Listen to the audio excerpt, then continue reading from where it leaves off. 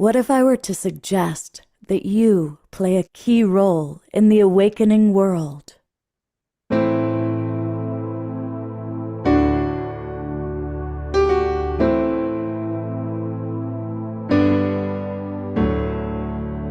that you are watching this because you have heard the call.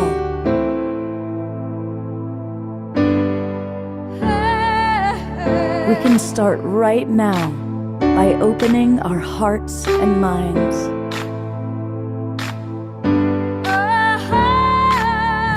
Welcome to the awakening world.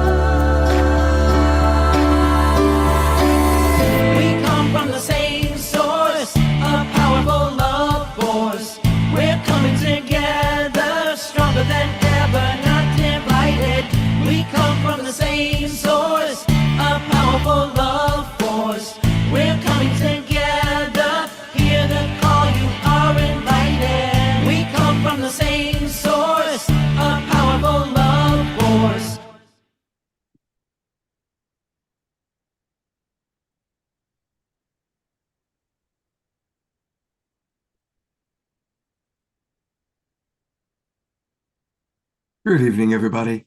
Happy new moon, happy solstice, and welcome to the Awakening World. I'm Love Coach Scott Katamas, and I am honored to be your host tonight. And we have a really, really special show. A lot of amazing, some of our absolute favorite presenters are with us tonight, including Cornflower. So definitely get ready to rock and roll and move and groove, because when he plays, we all rock. I'm really excited that Dr. Kat Lewis is with us tonight. She's been on the show several times. Our regulars know her, but she recently submitted an understanding of the science of love and the science of how our heart heals. This is so profound and so important. So I'm really grateful that she's going to be with us tonight to share her wisdom. And as many of you know, it's the annual Enlightening Our Way Together weekend. And so we've got several of the key people from that program with us, including our beloved Summer Joy Raymer. And how perfect to have Summer Joy on the show at the same time as Cornflower, because they make a great dynamic duo. And Shine Heather Elizabeth is with us. Also a big part of Unity Earth and Enlightening Our Way Together. Our beloved brother, Chief Phil Lane, is with us, and we're going to hear from Phil in a moment. He's one of the founders of Enlightening Our Way Together. And our dynamic duo of Desiree and Diara are with us. They're going to be leading prayer time a little bit later in the evening. And as if it wasn't already an amazing show, he's back. Sean Jay, the amazing, magical being who blows our mind with tricks that he spends years developing in order. He doesn't have a social life. He just practices magic so he can blow our minds once a year. So we're really grateful to have Sean with us. And to get the show started the way that we love to do it so much, our house musical artist, Mr. Omar Shar. Yes, indeed, that would be me. And welcome everybody watching on Facebook and YouTube. And here we go again. We're at the solstice, so wherever you are on the world, we're either going one way or the other, but it's all one. So this is a song that we can dance to, but it's about our ancestors that are speaking through us now, and who in fact at one level are us. So it's called Out of the Blue.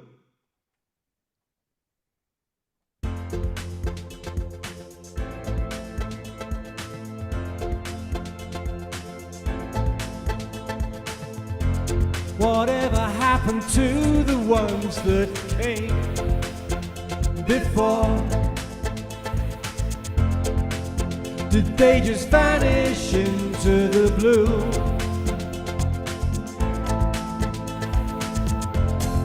Maybe they're living the dream we know to be true, and reaching their hands back out of the blue. My heart is so ready to embrace all that's new.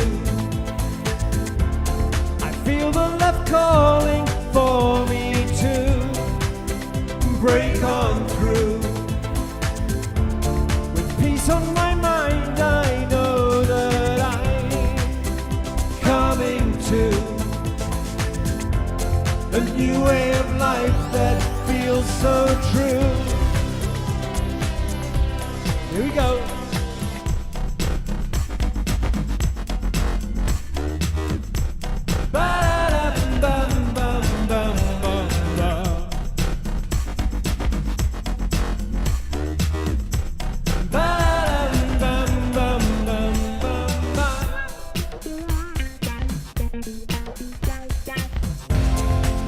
There's nothing here to hold me back from you.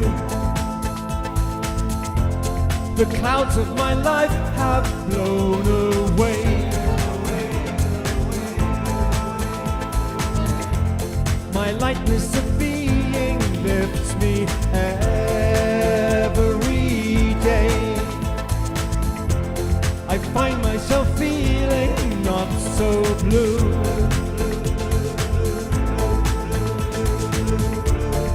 Heart is so ready to embrace all that's new.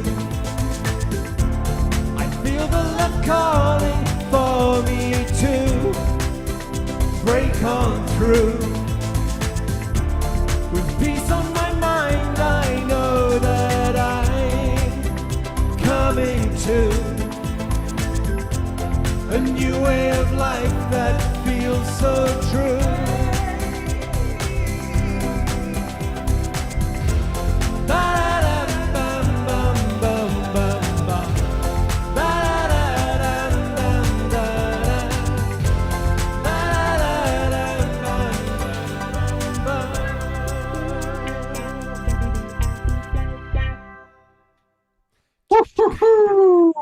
Let's go to gallery view, where we're all going to send Omashar and our cheerleading squad, our dance team, lots of appreciation. That's really wonderful. And thank you, Omashar, for getting us off to a wonderful dynamic start. I also when I was going through what we're going to do tonight, I also want to acknowledge that we are going to conclude the show with a memorial time for our beloved Jay Mayer, who passed away this week. We've got some special things to show, some photos, some videos, and some memories of this wonderful man who was such a big part of launching the Global Peace Tribe. And his beloved partner, Jan, is blessing us with her presence tonight. So that'll be towards the end of the show tonight. And we also will have time for prayers. You know, there's so many amazing people that come through our show, and I feel so grateful for all of our presenters. There are those few that everything they say and the passion with which they say it just rings through my body, and I think through the bodies of most of us. And Chief Phil Lane is the epitome of that. Phil so lives his passionate love for humanity and his passionate desire for us to wake up and to become conscious. And so we're going to be blessed with some prayer from Chief Phil and also some words of wisdom. And I invite everybody to just really give this your full attention, because he's truly the embodiment of the words that flow through him. So happy new moon, happy solstice, and welcome back to the Awakening World, Brother Phil.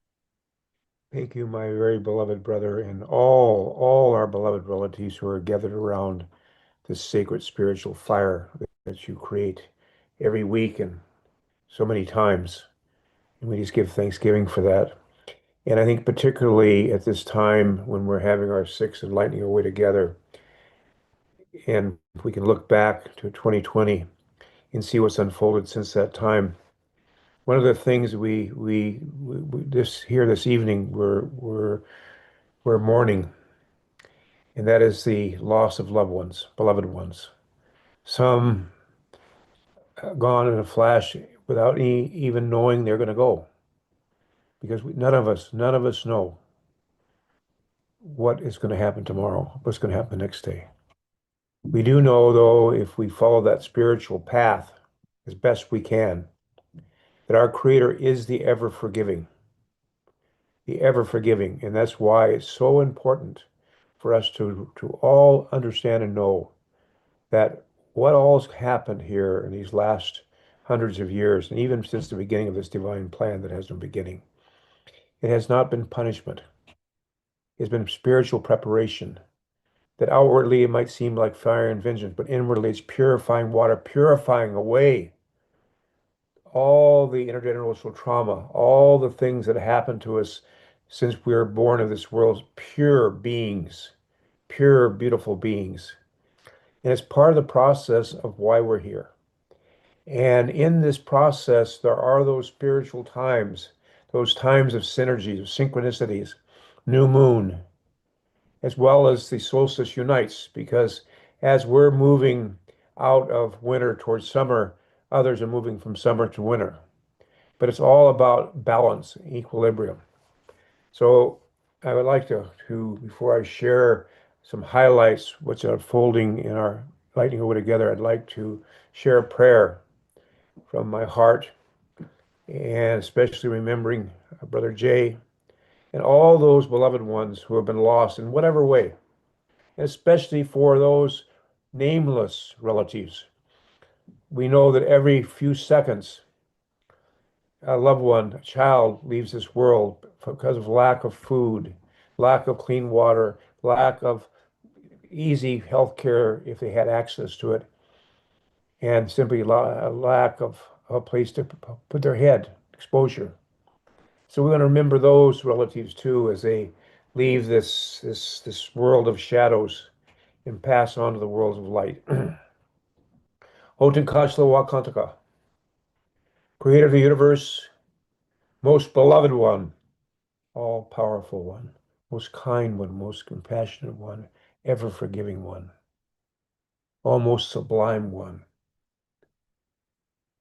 O blessed beauty, O ancient of days. We open our hearts and minds and souls and beings to your holy power to awaken us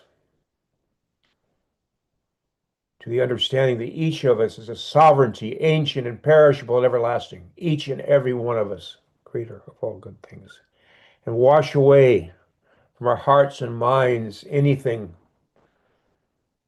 but the reflection and mention of all those things that are sacred and beyond the world of names and the murmur of syllables and sounds, and the murmur of syllables and sounds. And creator of all good things, on this beautiful night, as we move into the solstice, which has already begun with our relatives in Australia, beautiful sharing.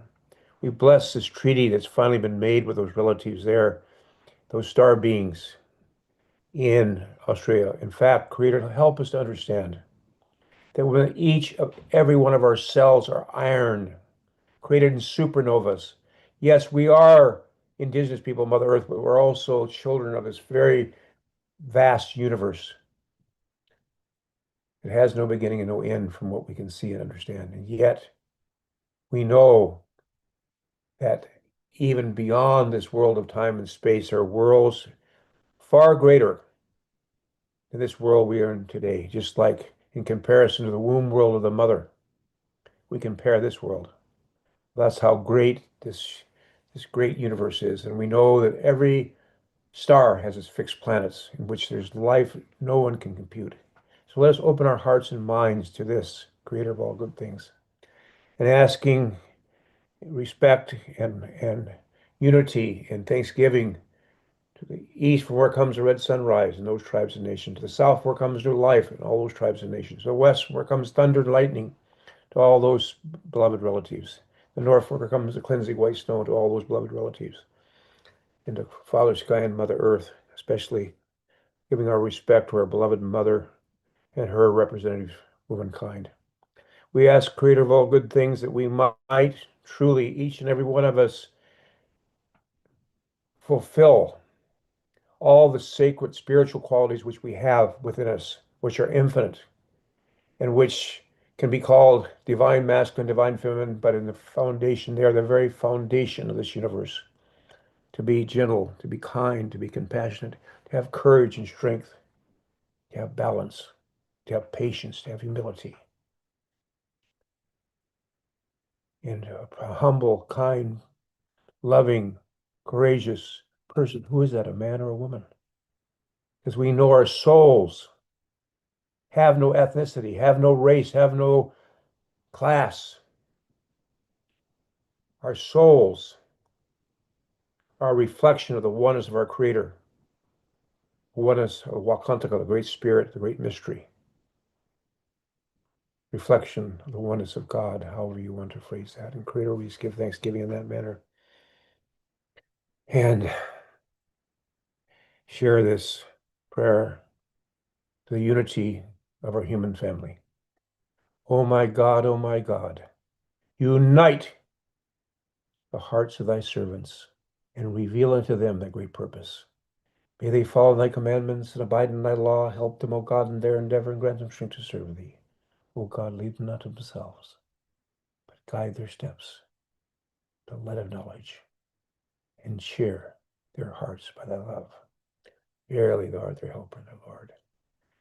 And I feel just moved. I want to share this one sacred chant I love so much. And then I'd like to share after that some highlights that are unfolding from within and lighten your way together. Oh, oh.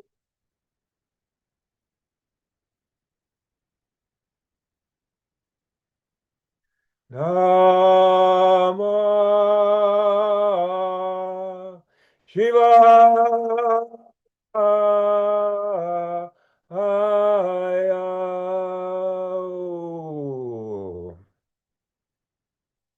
One of the really brilliant uh,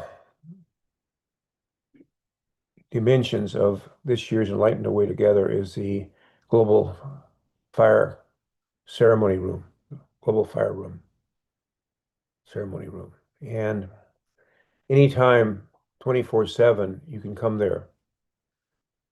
Right now, as unfolding this whole process of 12 different locations around Mother Earth, already begin with Australia, moving around until tomorrow.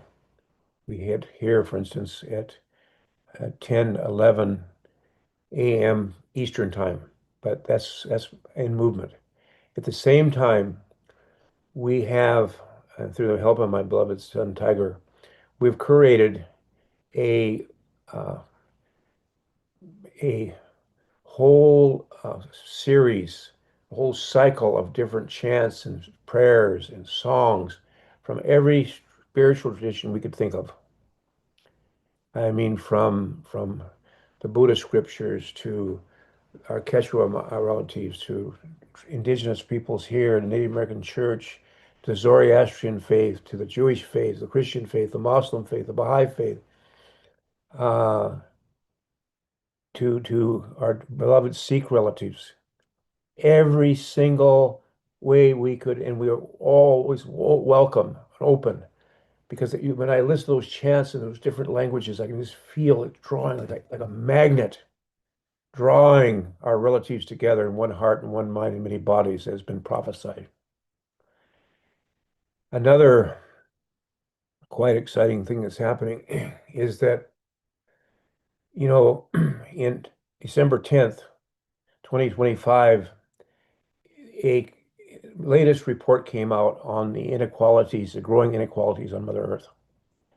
And really, once you look at and see what's happening in terms of about 6,500 billionaires in the world, and now we're going to begin seeing trillionaires. Then you see the 60,000 or plus about 62,000 millionaires in the world, and you see then the rest of the world, how very tiny, tiny bit the rest of the world has. And you see this stretching further and further and further and further and further. We know we have to change that. And back in 1987, when we had the second gathering of our elders who began this whole movement in 1982, we gathered on the high plains of Alberta. 100 indigenous spiritual leaders came together, people like William Commanda, Tahanshi Orville Looking Horse, so many that have already passed the spiritual world. And we discussed how do we move forward to manifest the prophecies, to bring a balance of extremes of wealth and poverty, to balance it. How do we do that? And I remember we got into quite a discussion, and it was really kind of the younger relatives who were engaged in this. I kind of was listening, thank goodness. And so some relatives were saying, where do we begin? They said, we got to begin with the grassroots. And then somebody said, no, no, they don't have any power. No, we got to begin with those in the top, the ones in power. And they said, no, no, they're too corrupt. And we went back and forth. And finally, one elder said, where in the world did you learn to think either or? You have to have a top-down, bottom-up approach. And so, and I'll just share this story because I think it exemplifies what's really going on here. So 5 years ago, through the way the Creator works, I had a chance to meet a dear brother. At that time, his name was Ron Carson, and he'll be on the 22nd. You'll hear his story, what happened. And when I met him, I was invited to his ranch, which sits on 100,000 acres, right where my own Haaktawa relatives was once our lands and other indigenous lands, of which he's kept so well. But when I got there, it was a hunting lodge. And I got to the hunting lodge, and it was filled with all kinds of animals that had been killed of every kind of imagine you could do. It was a man cave, I guess you'd call it. Every type of booze you'd ever think of, every variety of wine, a personal chef. And so he talks all about this, and that's what it was. It was, I mean, and it was about killing. And he talks about that. Well, through sacred medicines or indigenous medicines and other things, he had a life-changing experience. Now he sits in that 6,200 relatives. He has access to everything. He has his own plane company or aircraft. He's got a big thing of investing monies. He's got his 100,000 acres, many things. But the thing he talks about, it didn't bring him happiness. And then he found the spiritual awakening. And he supported us in with his private plane down to Palenque to have our first two gatherings of the Union of the Condor, Hummingbird, Quetzal, and Eagle. And for that, all the other service he's done, he received the the Jaguar Award. But through a dear brother, Gary Walters, he had a vision about our dear brother, who's now changed his name formally to Amani, to honor that name he was given. He already had a vision and dream that this would happen. So today, it's so amazing. The last 2 years, 3 years, things have totally changed. Instead of a hunting lodge, it's a healing place of healing lodge, but way more, enough for 300 some people to come heal. There's no hunting on that 100,000 acres. And there's a movement to bring together those relatives who might say are the top down to the bottom up. And so what's so exciting is on the 23rd of December, through Hunka relationship, because we adopted him into our Hunka, that's Ohaktawan, Chickasaw relatives, Diospai, Deloria and Hihamwa Shasha. He's going back to Standing Rock, where we're going to welcome at Wakpala, where my father was born. And so we've been able to, through this relationship, to have all kinds of toys and clothes for 199 children at Wakpala, who, by the way, are 50% more in poverty than any place on Standing Rock. I mean, they're really suffering. I mean, 90%, over 90% unemployment, 90% the whole communities impacted by drugs and so forth. The population of which the vast majority are under 25 years old. And yet, the people of Chief Gall have kept their strength. They haven't surrendered. Despite this, they've continued to go forward. So they just went up to Bismarck, purchased all these clothes, and then we have the Wakpala Santa Claus Express flying in from Omaha, Nebraska into Mobridge Airport, carrying 12 Hunka relatives, led by Omani, our brother Omani. And from there, we have an honor guard of 12 of our veterans from Wakpala as well as from Bullhead, who have a formal to greet them and to take them then from the Mobridge Airport to Wakpala. And at Wakpala, you know, in our tradition, when you put on a feast, you put on enough so everybody can take food home. So that's happened. We've been able to gather from relatives helped out, Fort World stepped in. So we have food to feed the people, enough so everybody can take something home for themselves. Maybe they don't have anything to eat. And then as well, you have a drum coming. A drum will be there to sing those sacred songs and to make this relationship. Now, our feeling is that it's possible to adopt, to make a relationship right to the ground to these communities. Because in Alkali Lake, as you know, that community went from 100% alcoholism to complete sobriety. What we need to see in this nation across Mother Earth is examples of how we can work together to bring up those relatives who are suffering the very most and demonstrate it's possible. And I believe that with all my heart and soul. It's a healing for everyone. So that's going to happen on the 23rd. So on the 22nd, you're going to get a chance to hear his story about how things happened and changed for him. As well, we have Dr. Samuel Lee who will be coming and joining us. He'll be speaking and sharing about his journey. And some of you might have don't know Dr. Lee. He'll be coming and sharing. We have really, I think, one of the most exciting parts is Gujau, Chief Gujau of the Haida Gwaii Nation.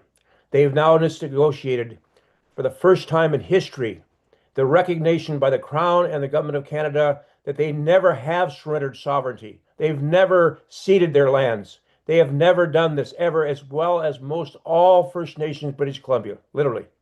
Only 5% of British Columbia has been ceded through any kind of agreement with the Crown or the Government of Canada. It's simply been seized. It's a theft by any kind of international law. There's been no treaties made here. And so this visit we're going to have is the pathway, and it's a spiritual pathway. It's not a pathway of first of all, of throwing people off their land. We believe under our leadership as Indigenous people, the people living on our unsurrendered and unceded lands will have better governance, more transparency than under current governments. That we believe that our Indigenous values, our Indigenous worldview and perspective can bring happiness and love to all people. And that's exactly what Haida Gwaii did. They got the people who live there from other places behind them, and they're living now under the governance of the Haida Gwaii people, and they're happy. There was no fighting. They were behind the Haidas to go forward.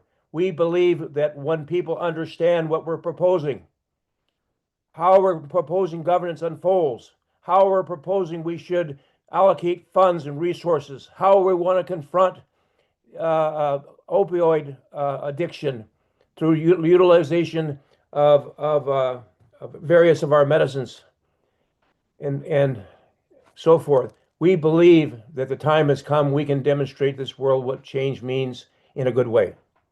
So that's just another part of the program unfolding. There's so much more yet to share. I don't want to go on too long, but I feel it's so important. We are at that turning point. If you take and trace how fast we traveled as human beings for the last 5,000 years and how fast we communicated by pigeon would be the fastest. And all of a sudden, on May 24th, 1844, William Morse sent the first message by telegraph from the Supreme Court offices to Baltimore, and he with the quote, "What hath God wrought?" At that point, you can graph it, look at it any way you want to, use any AI chats you want to. All of a sudden, you'll see from that point where that first telegraph message was sent, opening up this electronic age, you'll see it go up. A paragraph goes kind of like that and then goes straight up. You can chart it, and right now it's going starting straight up. Straight up. No more of a curve. It's going straight up. In every area of human and community development, every area of science, technology, so forth. Now, where it goes is depending on what our values are, what our spiritual values are, which are one in all spiritual traditions and faiths, if you really look deeply at it.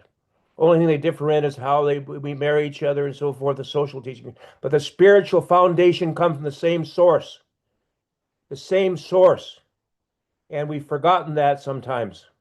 And we see people of their own same faith killing each other. Can you imagine killing each other, let alone their teachings tell us we need peace? And I think the last thing I want to say is it's right there in front of us. And for those relatives who say we live in a Christian nation, or we're Christians, thy will be done on earth as it is in heaven. That same sacred teachings out throughout all the sacred teachings. All the sacred teachings. All our indigenous prophecies across the Americas say the same thing, and here we are right now, at this moment, right in the heart of the change going on in Solstice Unites, enlightening our inner soul. So I thank you so much for this opportunity to share these thoughts and feelings. And tomorrow, by the way, when you go to see One World, this agenda will be enhanced even more, because we have two of the most brilliant young thinkers, young women thinkers around who are coming along. There's others coming along. So this is a dynamic in draft, just like we're in draft. The whole thing's in draft all the time. Anyway, thank you so much. Deeply appreciated. Aho. Beautiful, Phil. I'm going to go to gallery view and let's just all send Phil absolute our love and our appreciation for his absolute dedication, and Phil is tireless. He is all day, all night, either in prayer or on the computer, writing, creating, and doing wonderful things. So, and Phil, before you leave, I'm going to bring up Summer Joy Raymer. Sure. And want to let people know how you can find all these things. So everybody get into the habit of going to oneworld.earth, oneworld.earth. And then when you go there, right in the very left-hand corner here, click events. And that takes you to all the events that are going on right now. Here we are, the show that we're doing right now that you're a part of. And if you continue to scroll down, you'll see all the amazing events that are still happening as part of our enlightening our way together. And so I want to give Phil and this is going to be really powerful right here, because we're going to tune into this, but I'll talk about that a little bit later. Phil and Summer, what are some of the things you want to highlight, and I'll show people? I would like, and then Summer has a far greater grasp of this overall work that's been done. It's just amazing what the team has put together. I mean, whoa! But I think that for me, of course, there's these visits going on to the 22nd and 21st, which I would really take a look at because it'll be unfolding. But then on at 4:30,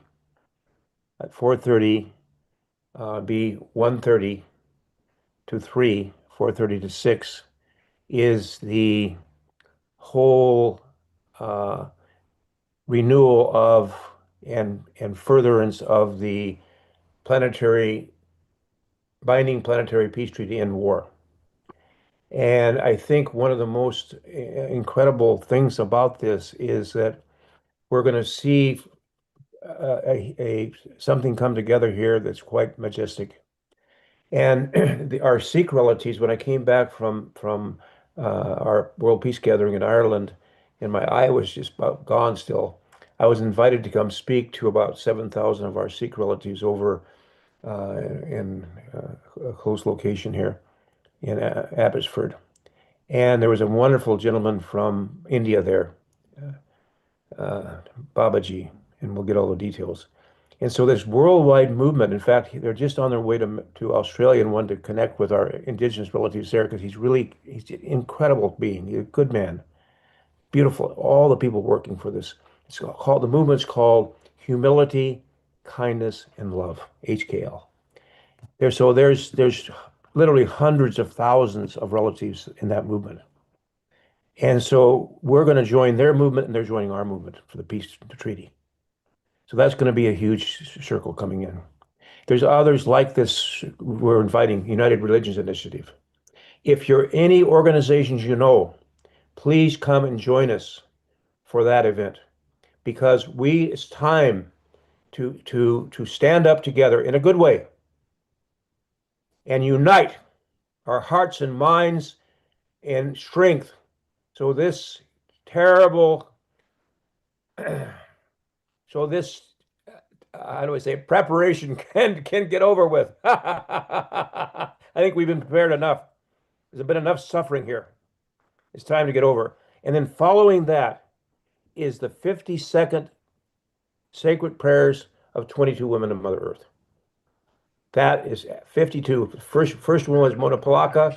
Second was hang on, my phone's ringing. The second was in Israel, and then Joni's. I was with you. I was with you. Yes. Yep. We were on Lake Megiddo together. Yes, exactly. And yeah, it looked a little something like my background, I think. It felt Exactly. like that, didn't it? At Mount Yes. Megiddo. Yes. In And fact, what a time. Whoa. yeah, You were one of the women. You were the 22 women who prayed I will. from the 20 different faith traditions on Megiddo. Yes, yes, yes. You were one. Mount Megiddo, Megiddo, and yes, Armageddon, Armageddon. El Megiddo, and some teams right there. And the people were frightened when we came up there to say we're going to pray for the end of war. Mm-hmm. And we were quite a diversity of humans together. We had Buddhist relatives. We had the Pope's representative there. It was 20 different faith traditions. Yes. We have never stopped praying for that. No. And that was right before COVID. Yes, exactly. It was right as COVID was unfolding. Like, talk about prayers being answered and a pause happening where everything changed. Not to say it was specifically because of, and then there was John Raymer. And John Raymer was also there, and here he is with us now. You were there, right there. Yeah, that was in 2020.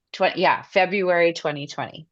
Yeah, so taking a look at so let's move into it's a perfect transition because the 52, it has consecutively been happening since that circle at Mount Megiddo, Chief Fell, 52 months in a row, these women prayers that have transitioned into online and held from a group of Indigenous women. And Chief Fell has been, I think, a part of every single one. And the 52nd is happening on December 22nd, and it's a part of the closing of Enlightening Our Way Together. So just in a couple of days. And everything that Chief Fell just spoke of, almost, I think all of it, all happens in one Zoom room. I know we can all get like, oh, where am I going? Which Zoom room am I in now? Mm-hmm. But it's all happening in one Zoom room by one fire. And it's for 4 days. It started December 19th and it comes to a close on the 22nd with these prayers. And everyone's welcome, not just women, right? Everybody's welcome around this fire for the 52nd. When? John, where did you go? Anyways. Well, I wanted to give John a moment to catch his breath. I'm here. It's fine. You Okay, guys, okay. All right, but John, you're on camera now, so If I may, just real quick, go back to the very origin of that ceremony and why it's 22 women. Yeah. This was March 22nd, 2015, and we'd been asked to do this ceremony down the Inukchuk, right down right on the bay in Vancouver. And my wife, my beloved wife, Satita, was with me, and I realized this was about water. And in all our ceremonies, that which represents water is women. In the Native American Church, in the morning when you have morning prayer, morning when the sun comes up, it's a woman who brings in the water. And so it made complete sense. And I thought to myself, and my wife encouraged me greatly. I wasn't the one to do the ceremony. So I passed this on to Mona Palaka, and Mona did that 22 women. And then we had Pat McCabe, who was the one that facilitated at Magneto. And then Joni took over for 50 consecutive weeks without ever failing. 52 and 50 weeks. So it's a total of 52 weeks coming this 23rd. So I'll just stop there. I wanted to get that straight on that ceremony. Please don't ever stop. Anyways, okay. well, as you were saying with Gary Zukov today, you and brother Gary Zukov talking about that we are infinite beings. That's right. You know, That's right. we're everlasting, as I hear you say so many times in your prayers. Yes, we are. We are. Yeah. Can you imagine what it's going to be like to be on a journey forever? I can. In world is different from this world as the womb is to this world. Mm-hmm. Can you imagine being in that womb world and trying to encompass this world, and then try to be in this world, and encompass what's beyond? Oh, why wouldn't we call it the great mystery? I mean, give me a break. Woo! Yeah. Let's do it. If not now, when? And I know your beloved husband's here. He's been going at it. I'll tell you what. Yeah. Talk about dedication. Day and night he's been, and I'll tell you, at times I was wondering, I said to myself, I mean, because it's something, we're birthing something new. It had to be new. It had to be challenging to everybody. Everybody had to be challenged. When you go from one paradigm shift to the other, there's confusion and conflict, always. We're moving from the triangle to the circle, and that's what's happening.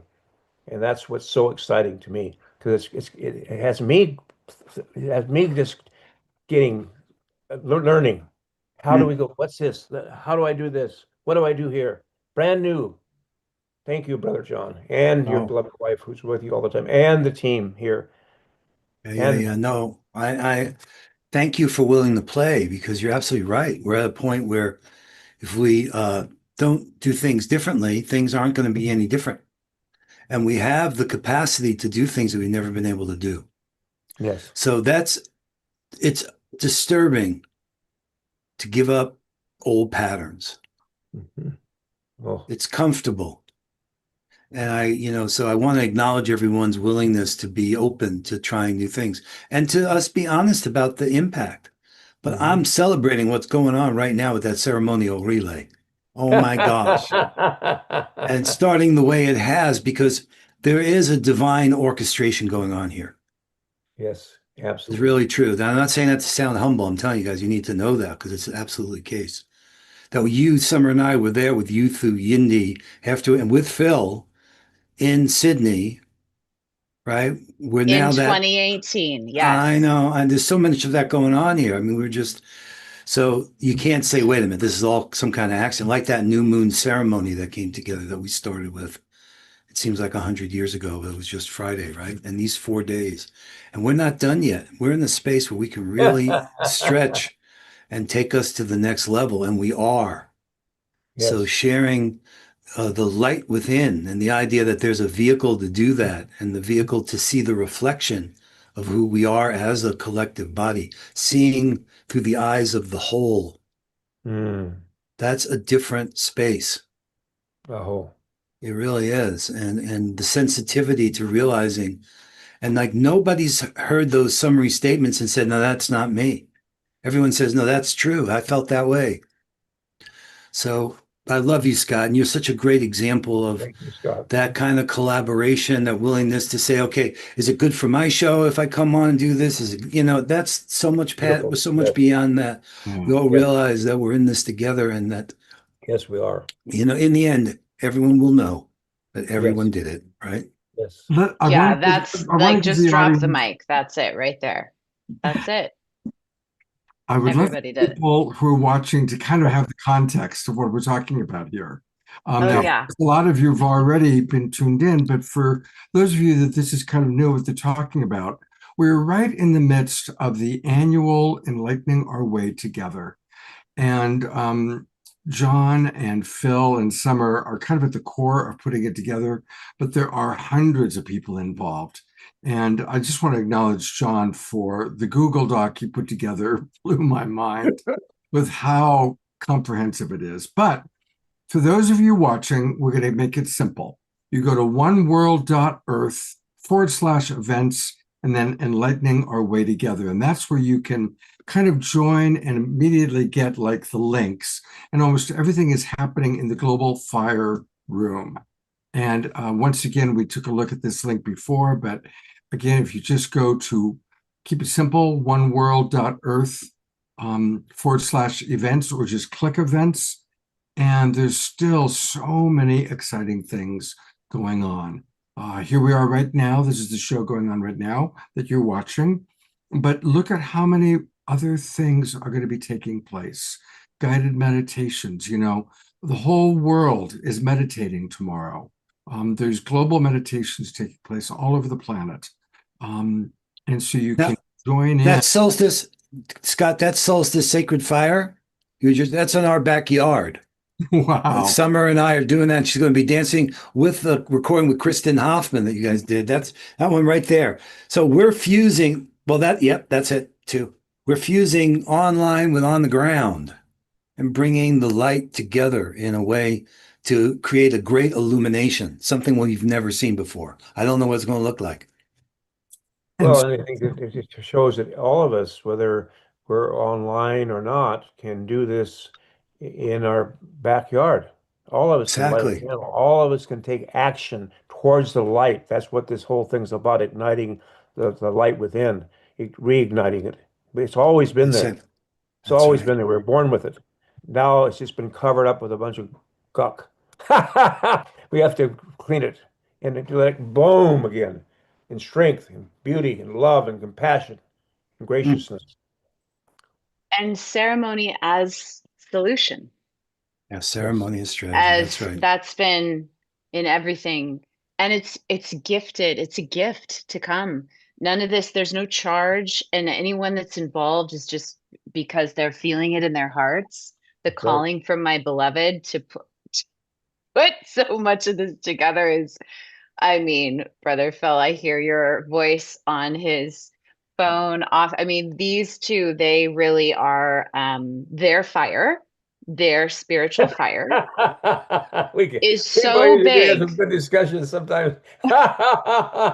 It is so big. It reaches way beyond these walls of my house. So Yes. I just really like to look at the three of you, because the three of you do really represent a type of being, of a human that has generosity just flowing out of your body, up to be of support of this sense of actually enlightening our way together. Like, it's very true for anyone that's going, well, who are those people?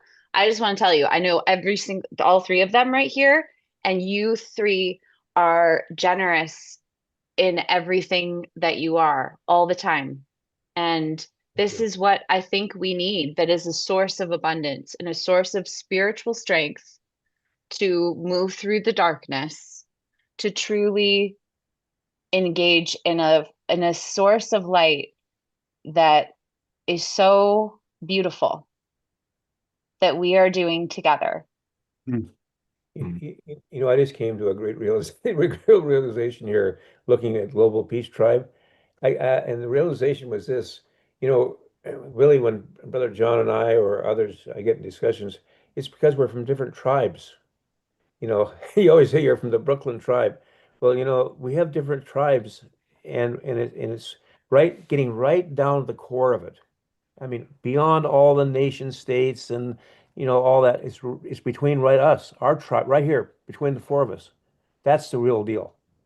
To the degree that we can come together and trust one another, will be the magnet that will attract others to this circle. To the degree we can make sure that nobody is stabbing anybody in the back, is honoring each other, or utilize our principles of consultation, our 16 principles, and so forth, and learning together, then there's nothing can stop this. The only thing that can do that is disunity from within. Okay. So here's a way to build that unity. Scott, I'd love you to play with me. So we got 100 responses to the question, what's your vision, light, and wish for the world? All right. So you're so good at this. If you'd be willing to share this, imagine, and we could have 1,000, but this is who we are, guys. In my judgment, if anyone doesn't get this, let's know. But Scott, if you would share, what is your vision? This is the collective answer summary from 100 folks. Your vision, light, and wish for the world. Maximum grace for all beings, including the planet itself. Maximum grace for all beings, including Mother Gaia herself. That's what comes to mind first. Okay. Now, would you read? You see what's on the screen? I'm inviting you to read the summary. Am I not sharing it? I think it's up there. You are, but you also sounded like you wanted him to share his. I do. I love that. My God, that maximum grace. Yes. Taking what Phil's saying and the diversity. This is a summary. How does this read to you? Yeah, so this is, again, so everybody understands what John's talking about. The question he just asked me, he asked out to a larger audience and got 100 different responses, which then through AI coalesced into the following. What is your vision, light, and wish for the world? And the collective answer was, our shared vision is of a world awakened to its essential oneness, living in peace, love, and right relationship with all life, healing human and planetary wounds, honoring and restoring Mother Earth, and organizing our communities and governance around wisdom, compassion, and the well-being of all. Oh, who is down for that being the world that we're creating? The world. I mean, that we could do that as a community. Some of that disunity that Brother Phil is talking about, mitigating. Let's use consensus. That was the Haudenosaunee, the Iroquois Confederacy recommendation of Ben Franklin. Ben didn't do everything that he was advised to do. And also, there's another dimension of consensus that is kind of really been unknown yet, and that's this. Even if you came to a place where you couldn't quite get to a full, complete, unanimous vote, let's say you had 110 to 115, 110 to 3, then those who were against the idea would completely get behind it, because they realize you could find where the flaw was in unity much faster than disunity. So that was the key, because there are decisions we're going to get to sometimes where there's majority and there's a minority have difference. But the principle is that it's through unity that the path becomes clear. And so at that point, once we've had full, free, and loving consultation, and everybody's been heard, then we have, a quiet vote between us, and we say, okay, even if it's 6, we have 13 of our council. So if it's 7 and 5, and so we say, okay, we're all going to get behind this, because then if if there is a flaw, we'll find it in unity. We won't find it in disunity. It'll fail because of Right. this. That's But so with important. unity, so that's kind of underlying thing about this coming to consensus, because sometimes you say, well, how can we do that? Well, the main thing is we move towards unity. Then you have Mm, it. You have it. mm. No, that's really brilliant. You know, Patricia says this, but she says there is no healing in blaming. Yes. Right. So that energy where it says, no, no, no, I don't think what you said is right. That's not going to move us forward. But if we unify, then we could say, look, there's some things I think we could do better. And there's space Exactly. for moving, unlocking the potential Exactly. by Exactly. living that loving way, different than Exactly. tearing it apart. This, Exactly. we're Exactly. witnessing people who tear each other down for a living, right? Yes. Companies are Yes. making all this money over keeping us divided from each other. Yep. That's why this is a principle-centered approach. That partisan politics is not going to get us there. It's just getting us deeper and deeper and deeper and deeper into a more and more divided, confused hole. And then that's a Hmm. fact. And let's don't do it due respect. I think we've got on pretty long time here, brother. No, it's beautiful. So I'm going to let you go in a moment, but I want to read some of the comments that have come in Okay. while during your time, Phil. And then it's going to be time for cornflower. So everybody give Yes, cornflower, Okay. yes. we are going to move Sorry. and groove, but just I love to Yeah, include the audience. Please, I want to hear what they have to say. Lorianne Speed writes, blame is just disempowerment in disguise. George Noble writes, keep it positive. Dr. Laura writes, Chief Phil, it takes open hearts to embrace unity. That's why there is so much emphasis on staying in our hearts. Mm. Jan Kaplan writes, it's through unity that the path becomes clear. Mm. Dr. Laura, and we're going to talk about that in a moment, that millions are going to be meditating tomorrow. I'm moving up, looking at all the comments. Connie wants to say to Summer Joy, how especially beautiful and radiant you look. Oh, she is beautiful. Oh, she is. Yeah, she is amazing. I'll bring her up so we can look at her bright, shiny face. I've never looked what are you taking? I love her. You look so much younger the last time I saw you. You look about 18, 19. It's the spirit. And I think I can't get enough of it. and Creator. it's gonna be like with my wife. They're gonna say, what do you do? Well, is that your father?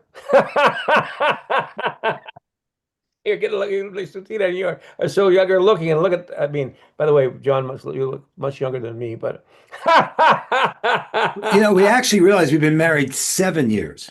Yeah, So we I was thought- off a year. Oh, good for Yeah, you. and Chief Phil was there. His Yes, I prayers was were right there. a part of it. Right on to Shunko, And- right on Crazy Horse's pipe.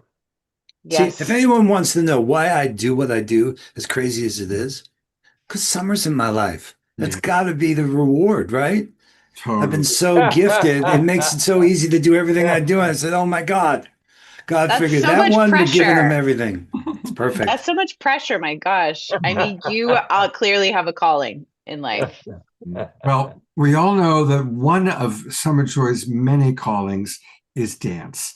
And Oh. she have a chance to dance to one of her favorite people.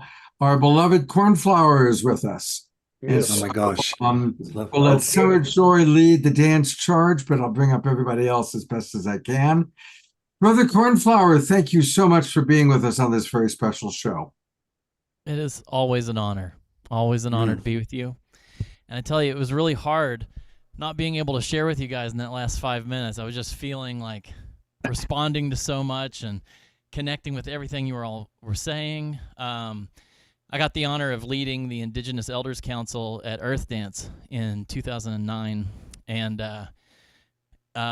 Chief Orrin Lyons actually talked about how important it was for us to find our ceremony, and that it's as simple as walking out to a tree and connecting with your breath, and then letting spirit, or that part of you, the ceremony within you, to flow.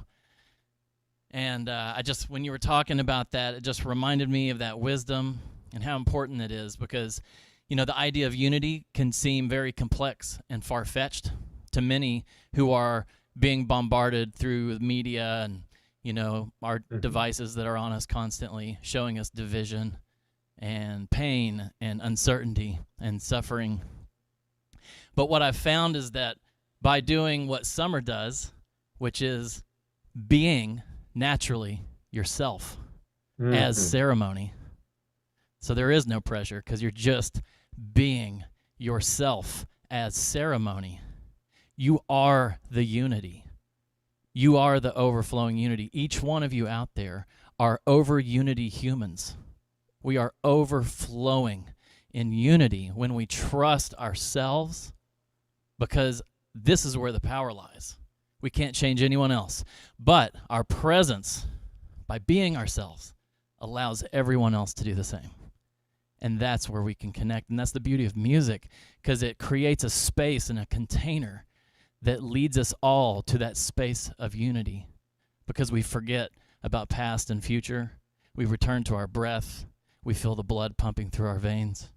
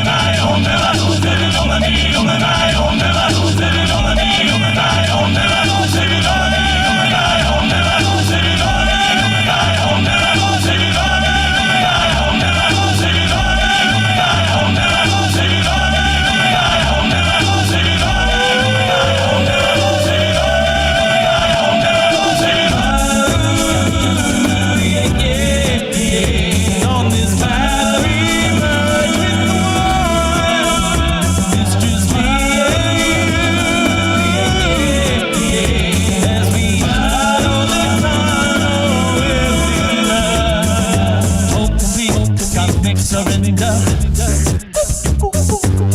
The song we all can remember. A vibration with no beginning.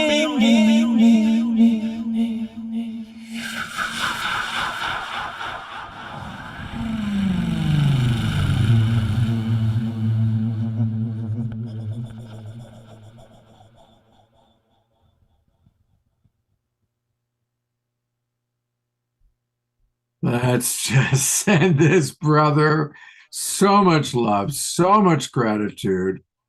And I want you to know, Cornflower, you get people up dancing that I haven't seen get up and dance before. You got that magic, bro. Thank you. Thank you. Thank you. Thank you.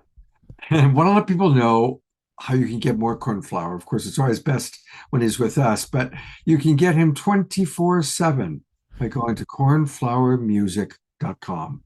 And there's a lot of good things there. There's new releases, music, but I always want to emphasize we've got to support our musical artists. You know, they're not able to do it by selling records because everything is free and online now. Go to cornflowermusic.com, click join, and join him. He's got his Flower Seeds Plus program, which is a way that you can come in at a monthly level. And it's really important for people like Cornflower, Kristen Hoffman, our favorite musical artists, to feel supported.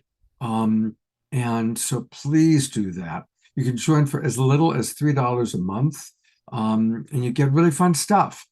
So please, let's support Cornflower. It's really, really important. Thank you so much, brother. Absolutely. How's your mom doing? You know, it's been a rough, rocky road recently, but she's currently on an upswing, which we're very grateful for. So we've had family around her, and we've been just loving every moment. Okay. Well, Cornflower is going to be back in about 1 hour, something like that.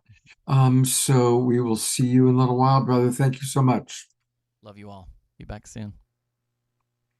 Well, this is one of those weekends where there's just a whole lot going on. And so I'm going to take a few moments, and I want to invite everybody to just really take a moment to write down, pull up on your computer, your calendars, because there's a lot happening. Of course, we're right in the middle of enlightening our path together. So again, if you go to oneworld.earth, click events, you can see all the different programs going on. Also, I want to acknowledge that tomorrow, the world is meditating. You know, it's the solstice, early in the morning, Pacific time, and it's World Meditation Day. So wherever you are at 8 a.m. or 5 p.m., in whatever your time zone is, drop in, tune in, meditate. And there's going to be opportunities to do that, of course, through One World. They've got several different meditation programs going on. And we have decided to do a special Sacred Sunday show. And I want to invite everybody to ideally join us for our Sacred Sunday show tomorrow. It's free, and I'll put the link into the chat box. We're to start at 11 a.m., come together at 11. Now, make sure you're on time, because at 11:11, we'll start off with an Om Shore song and greeting everybody. And then at 11:11, we're going to join Summer Joy Raymer's Zoom room, where she's going to be doing her dance program. And so hopefully Summer's still with me. I'll bring her up in a moment. But I'm right here. there you are. Okay, so Yes, Summer Joy is gonna we're gonna do, and your dance thing is about 20 minutes, right? Yes. And it's for one, I just like, oh my gosh, I'm like lit up, like so much light after Cornflower. Like, oh my gosh, if I could just dance like with Cornflower's music flowing through my life, I think everything would be like a lot better than like just wow. Yeah, so tomorrow, at that time, we're closing in on a 24-hour passing of the light relay that just started in Australia a couple of hours ago through 12 regions, honoring the light and passing it. And in my beloved John and I's backyard, we're hosting a local bioregional event around the fire. And I'm going to share one of the gifts of this year has been to complete a song that I wrote and Kristen Hoffman produced. My husband was very involved in the project as well. His music's in it. It's called Into the Garden of Joy, and Kristen Hoffman and I shared it live for the first time just a few weeks ago. And so I was able to get that recording, that little morsel experience. We're going to share that in our backyard, plus in the Global Fire Ceremony Room with the One World gathering tomorrow. So that is going to be like a song sharing. And then I'm going to guide some movement experience after we've heard the song and seen me dancing with Kristen. I'm going to share like a 10-minute journey with the sacred fire, an actual real fire, right here in our homeland. So it'll be a special part of what I'm bringing to the fire. Beautiful. All right, so now people, you can tune into that two ways. Go to One World and click in that way, or come on into our Sacred Sunday show, which again will start at 11 o'clock. At 11:10, we'll head on over into Summer Joy's backyard for what she just described. And then after that, I'm going to be showing some of the highlights from the recent State of the World Forum. And I was blown away. They did a great job. And the theme of the State of the World Forum this year was the 4 forms of intelligence: human intelligence, cosmic intelligence, or if you will, non-human intelligence, artificial intelligence, and biological intelligence. One of the things I'm going to be showing is Veda Austin's latest research about water. And so I'm going to select some of my favorite moments from the State of the World Forum. I watched most of the 4 days of programs. And then we'll be tuning into the Global Silent Minute that's also happening tomorrow. So it's truly going to be a sacred Sunday. I'm so grateful that my co-pilot and the man who makes all things happen, Omar Shah, will be with us. And so please do join us on Sunday. But wait, there's still more. We have on Monday, we are now going to be doing a special edition of Making Contact. Because there is so much news and so much going on in the world of non-human intelligence, disclosure is happening. And the way it's happening is the people you're going to be meeting on Monday. Alan Steinfeld is bringing together several people that have had direct experience with non-human intelligence. And most of these are new people that you haven't seen on the show before. We are, of course, bringing back our beloved John Martin, because anytime we're talking about this theme, we want to have John with us because he's so connected. But join us on Monday, December 22nd at 5 o'clock Pacific time. And this works out perfect because Monday is going to be another day for us all to be together. We've got the 2 events that Chief Phil and John and Summer were telling us about. And it works out perfectly because those events end the resolution for ending war, then the prayers with the 22 women. And that all ends right around 5 o'clock Pacific time, which is when our Making Contact program will come up. And then the last thing that I want to make sure everybody knows about, we all love cornflower. We love any opportunity to move and groove to cornflower. Well, he is going to be doing a special show for us on January the 4th. And I'm going to do a bigger description of that after his next appearance. But while you got your calendars out, on Sunday, January 4th, that's a week from tomorrow, 2 weeks from tomorrow, Cornflower and Swami Steve have a very special program, which we'll be, again, talking about after Cornflower's next appearance. So there's a lot going on, and how blessed we are to share these experiences with each other. So happy meditating, and yeah, we're very, very blessed.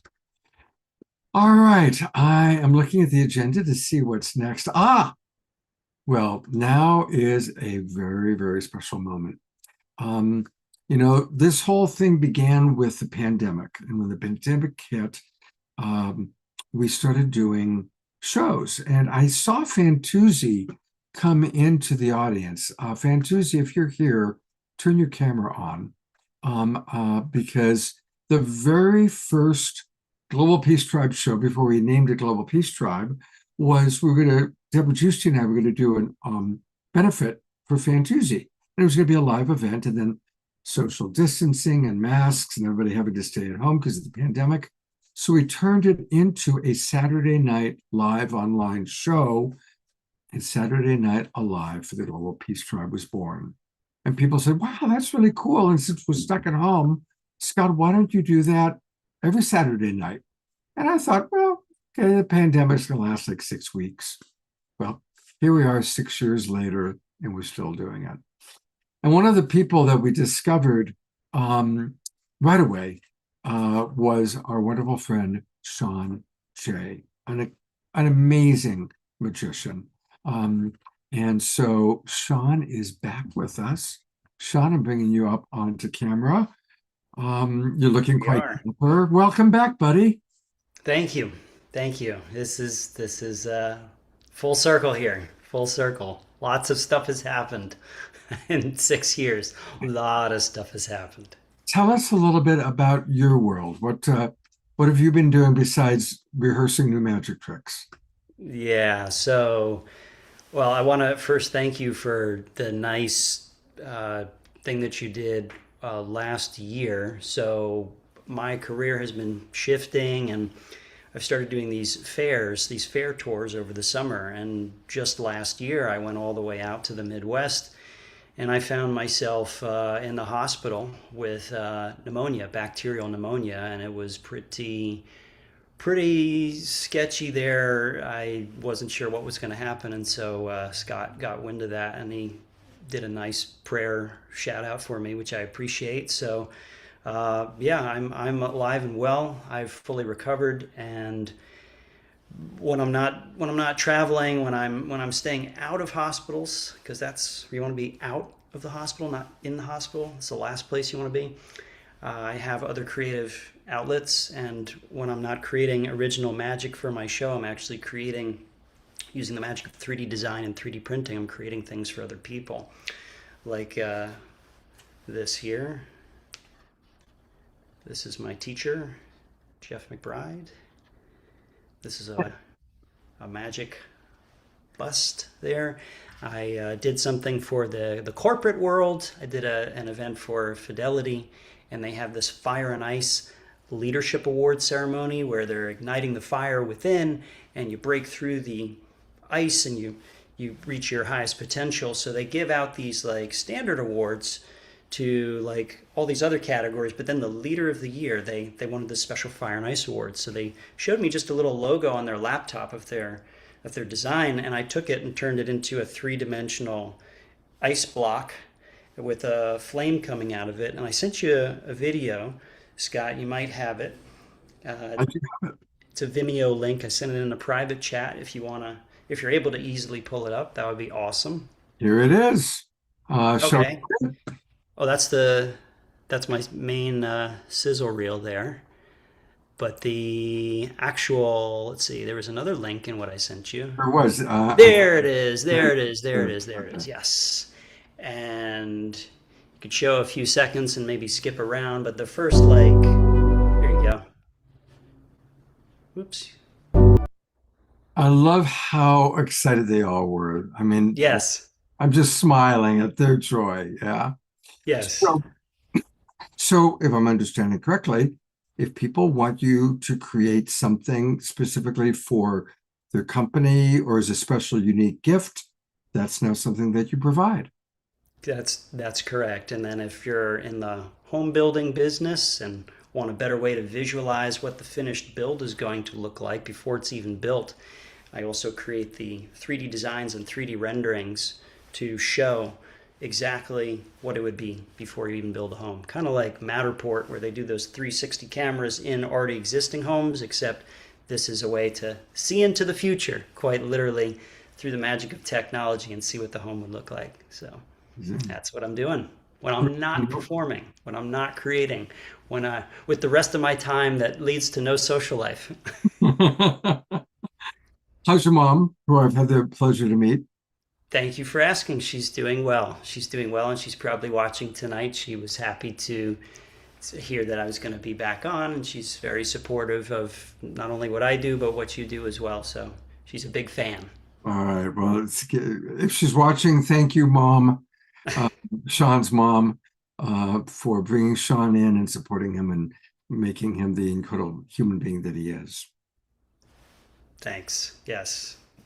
Anything else you want to share with our audience? Absolutely. I mean, being a magician, I have to do some magic before I vanish from this program, right? Well, we're hoping so, yeah. Kind of hoping so. So given that it is the time of the holidays, I figured I'd dress appropriately and roll up my sleeves a little bit and show you something. So with my sleeves rolled up and a little bit, we were talking about fire and ice. A little fire, no ice, but just transformation. Whoa. Right here. Now this is a $50, 50-cent piece silver coin. It's like quick silver. And if you watch and most importantly listen to the quick silver, you'll actually see it transforms into 2 silver bells, silver jingle bells, perfect for the holidays. Now, using these silver bells, 3 silver bells, my mistake. Using these 3 silver bells, I'm going to show you the magic of the holidays. Watch this. Now, most magicians don't normally like to do magic with things like jingle bells because they make noise. And they're very easy to keep track of. Not only can you see where they are, you can hear where they are too. That's 1. That's 2. Try to keep my hands in frame for this. That's 3. Now watch this. Listen and watch with your eyes because my hands never touch. But somehow they actually travel through time and through space, leaving me with just 2 over here. Scoot this forward. They actually fly through. They go all the way from the North Pole, all the way to Raleigh, North Carolina, where I am right now. Watch the next one. My hands never touch. Just listen.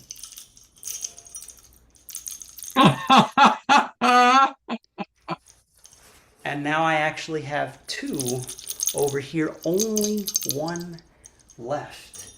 I'm going to place the last one there on the table. Keep your eye on it. Now you can see how they travel from hand to hand. I try to distract you by making a little noise. Watch the last one. Try to keep your eyes in 2 places at the same time. One actually slipped out of my hand, so I will get it again. And we'll show you the situation one more time. Okay, here we go. 3. And the last one. I'm going to place these right over here.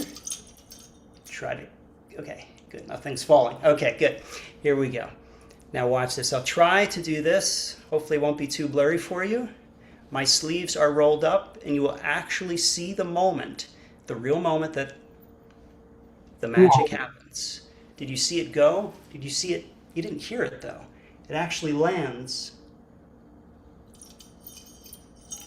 right here next to the others. And that's 1, that's 2, that's 3, and that's me.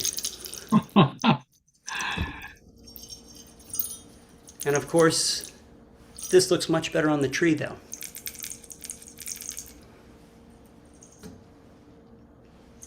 And there you go, a little holiday jingle bell magic for you, Scott. What'd you think? Oh, fantastic. Sean, you always turn me into a 10-year-old boy. Absolutely fascinated. I see lots of comments flying up. And yes, I oughta. Jeff McBride actually was originally on the show because Right. during the pandemic, his show got shut down. But then when he had to go back to work and they reopened the casinos, I said, well, we love magic now. He said, I'm going to send my number one guy, Sean J, your way. And that's how we met Sean. So yeah, Jeff was the original thing. And here's some comments coming in. Dr. Okay. writes, so cool, Sean. Eleanor Joy writes, wow, I'm impressed. Thank Jan you. Kaplan writes, very cool, Sean. You are so talented. Terry Russo writes, I'm missing having magic on the show. Kat Lewis, who's our next presenter, lots of applause. Kimberly Richardson, that was awesome. Thank you. Ayada, that always blows my mind. I keep looking for the trick, but I never see it. Summer Joy writes, magic, Sean. So joyful watching that. And Reverend Jeffrey says, now that was magic. Thank you. Thank you for all the positive comments. I'm happy to bring positivity and more joy into the world in a very stressful time. So I'm actually, in a roundabout way, not a magician really. I'm in the stress relief business. That's for sure. That's for sure. And you know what? People can find more of Sean by going to his website. You got It's it. Thanks. Sean J Magic. Everybody, he spells it SHAUN. Sean, the kind of more Irish version, I believe. SHAUN, SeanJMagic.com. And that's where you can learn all about the different things he does, corporate events, fairs, festivals, and now this new talent of creating 3D artwork and design. Wow. What does that say? It says Paul Harris. Yes, that's one of my other magic mentor teachers. Now check this out. Whoa. Oh, so it So goes I've been from making Paul these two over Harris- the holidays as gifts for people, like custom names, one name one way, the other name the other way. So this is one of them. That is outrageous. How do you do that? Well, that's Magic. the art of astonishment right there. This is an optical illusion, and it's just based on, the way the letters are made, and depending on how you turn them, it reveals one side or the other. And this one's pretty cool because it's actually glow in the dark. So if I were to turn all the lights off, this will glow a bright blue. And so if you put this by your window, whichever one I would make, you let the sun charge it up, give it that sun energy, and then when you put it in your bedroom or your nightstand at night, it'll glow blue all night long. So people have been liking these too. Sean, you're amazing. Summer Joy, you are now officially the co-host of tonight's show because you are. Oh, that's so I don't even know what to say. I'm just like, what keeps happening before my eyes? Like how and I love how much light is in your third eye. I don't know if anyone's ever said That's that right. to you, That's right. but there is so much light, like just flowing out of your third eye, Sean. Really? And yeah, a lot You from know, my maybe I could- perspective. Yeah, no, thank you for pointing it out because you're right. I see it. I just Yeah. Can Yeah. I be in the new X-Men movie or something as a character then? Yeah, I think so. Yeah, Lorianne says, I see it now too. You see it. And Lorianne also writes, Sean, I love that you're in the stress relief business. Well said. As a musician, I may just have to use that handle as well. So there you have it. Yeah, and also just I so appreciate that you bring that inner child of joy out in Scott with everything that Sean and I both know you're going through behind the scenes. You deserve to have Yes. that little boy inside you, Scott, be laughing and joyful, and it's important for us to care for our inner children. I think is Absolutely. part of that stress relief that Sean is offering. Yeah, it's absolutely true. That's how we came into the world, right? And then we're blinded and covered by all the crap we have to deal with that changes, tries to change who we are, but deep down inside, that's what we are. Yeah, Beautiful. amazing. He writes, I love his products. Just as amazing as his magic. So keep it up, I aim bro, to please. and come back again soon, will you? Okay, Scott. You got it, my man. Happy holy days. Same to you all. Thank you guys so much again. Wow, Scott.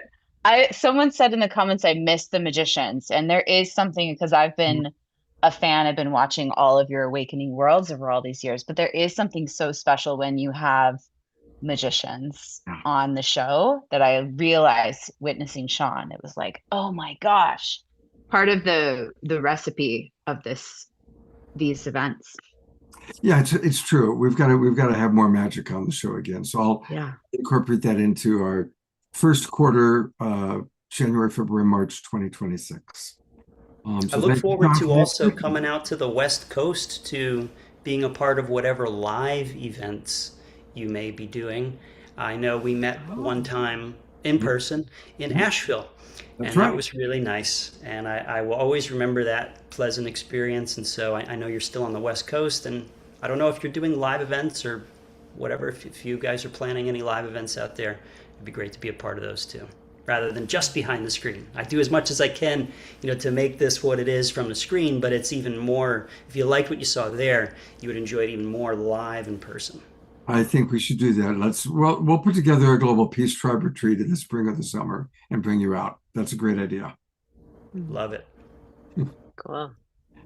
Well, you have one of your dearest friends up next, and I'd love for you to introduce her to our audience.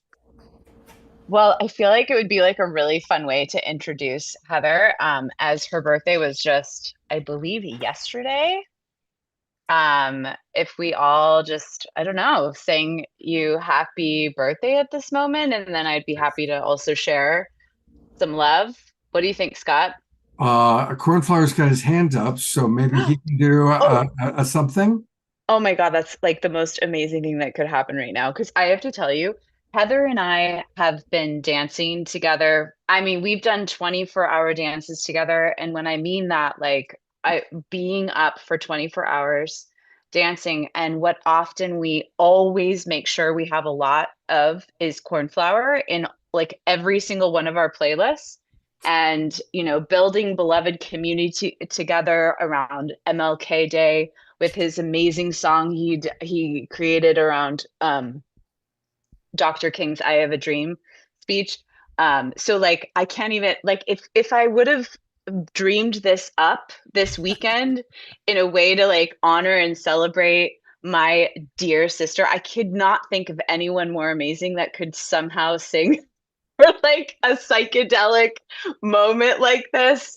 Because Heather, I love you so much, and like we've been together in the physical just a few times, but like she's one of those people that just like lands in my life, kind of like one of Cornflower's backgrounds. Like she's just like constantly orbiting in my life through whatever is going on. And like, happy birthday. You just totally deserve this moment that Cornflower, whatever is about to happen, I feel is happening. So, oh my God, Cornflower. Yay. Well, you are an activated agent of the Earth School, my dear. It's so good to see you. Happy birthday. Yeah, I'm just going to sing happy birthday. Is that cool? Everybody can sing along? Yeah, Easy like peasy? however you want to sing it. Right, here we go. Yeah. Happy birthday to you. Happy birthday to you. Happy birthday, dear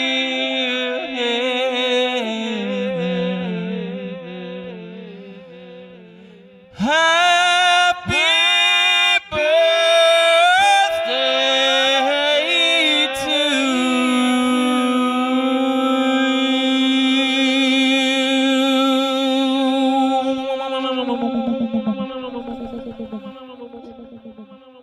And many more.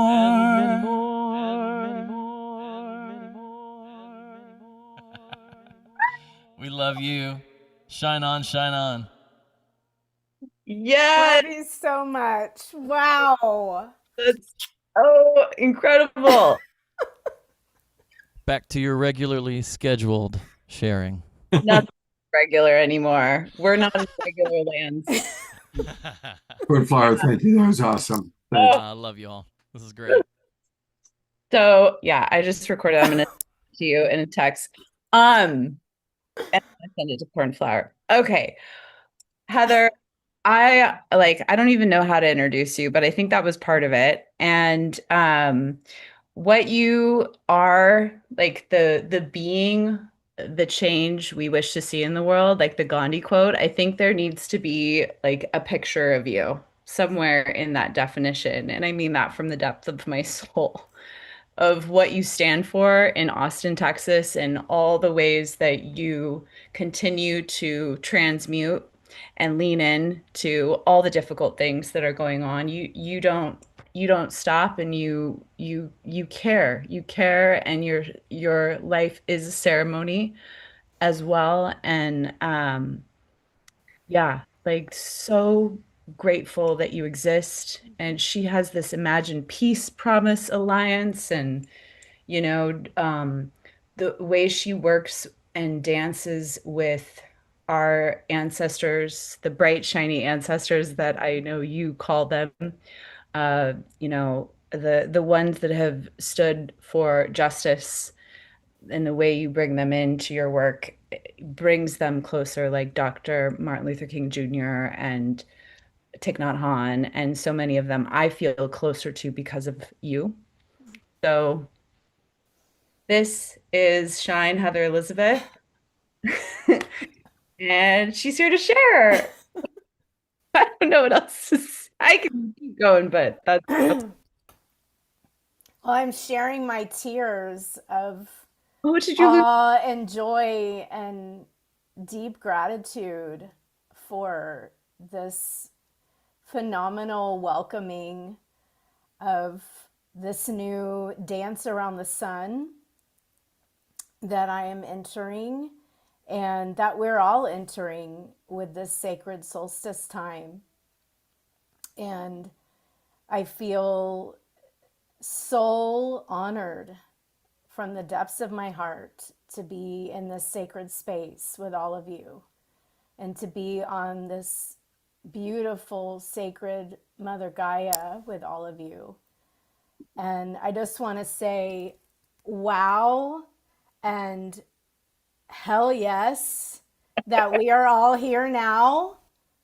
There's been so much sharing of cycles and seasons throughout our time together this evening, of like, wow, think about 6 years ago, think about I'm really feeling into 13 years ago with December 21st, 2012, and the precession of the equinoxes, and this, the great turning really moving into the depths of what that means, and who we all are in the great turning, and how we're being called to show up.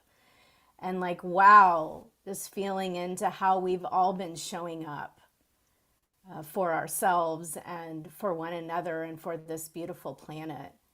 And it is such an honor to be alive, to be on this human journey with all of you. And I really get to speak to what has been shared about the power of unity, the medicine of unity, and what it looks like to embody unity, and how each and every one of us are choosing to be that, and what powerful, powerful medicine that is. To be courageous in the knowing that we are one family. We belong to one another, and we belong to this earth, and how we keep standing in that truth, come what may. So I am deeply, deeply humbled to be here with all of you. And Summer Joy and John are precious, precious, precious, precious beings in my life. And I say reunited because I feel like we've known each other for a very, very long time. Like 1,000 years. 1,000+ years. We reunited Summer Joy, you and I reunited like January 3rd, 2020. That's Yeah, when like we what had right? our gathering, and you know, I learned more about sign and knew that that's where I was supposed to be. And this feeling into the divine timing of that, to connect in that moment, and from that place getting to know Scott, which Scott, oh brother, talk about embodying unity consciousness and continuing to show up over and over and over and over again, and giving of yourself, and bringing all of these beautiful, beautiful people together, and spotlighting their medicine and the gifts that they bring, and how we all get to share in sacred space together. Like the deepest bows to you, brother. Thank you. You're so beautiful. And I need to share Cornflower. Oh my God. The synchronicity, the unity consciousness. Cornflower and I met in person at Mount Shasta, Apu Mount Shasta, in 2013 for the Galactic Synchronization. That's so crazy. Wow. And then the universe creator brings us together in these kinds of spaces. And so it's like this coming together of all of these incredible beings, and the love and the power of who we all are together. I'm just blown away. I love you so much, brother. You are so incredible.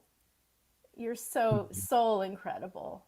Well, I want to thank you. I'm going to move us forward because we're already way behind, Yes, and we have a lot left for tonight's show. But yes. happy birthday week to Thank you. you. Thank you for all that you do to build community in Sebastopol, and supporting a lot of our favorite musical artists the way that you do.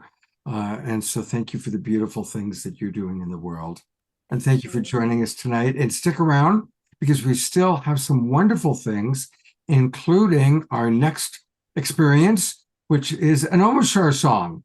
So, and then we've got Dr. Kat Lewis, and you're going to want to hear what Kat has to say, because it's what we all need to know. But let's go ahead and turn it over to our wonderful co-pilot, Mr. Omashar. Again, that's me, and thank you so much, and thank you, Sean, and thank you, Heather. I love the analogy of the 10-year-old coming alive in you, Scott, because it's the same for me. The rest of my life since then kind of disappears. Yeah. Anyway, this is a brand new song that I finished maybe 3 or 4 hours ago, and it's called Love the Life You Live, Live the Life You Love, and it's an anthemic dance song. So put your headphones on, stand up and get ready to dance. And let's just get in there. I'm going to put on a suitable rock and roll background here, and put on some effects on my voice. And are you ready?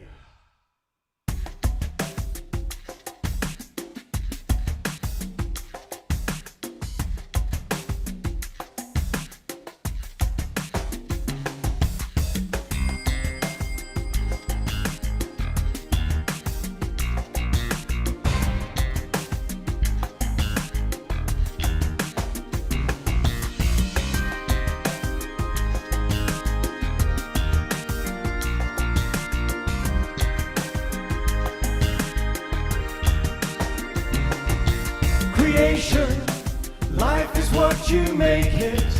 Sometimes you have to fake it, to walk upon a new path, to set yourself free. Freedom is our birthright. Together we will take flight and open the horizons of this new reality.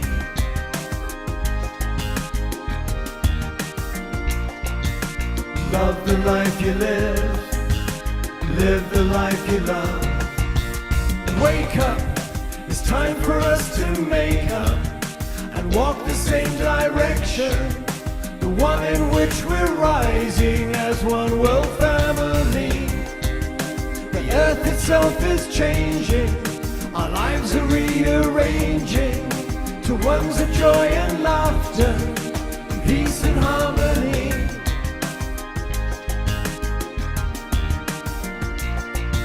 To love the life you live the life you love. Bring yourself to life, bring yourself to love. Love the life you live the life you love. Love yourself to life, and give yourself to love. And now the choice is made, we hear the call to freedom. Our lights will reveal all. There are no shadows, no fall.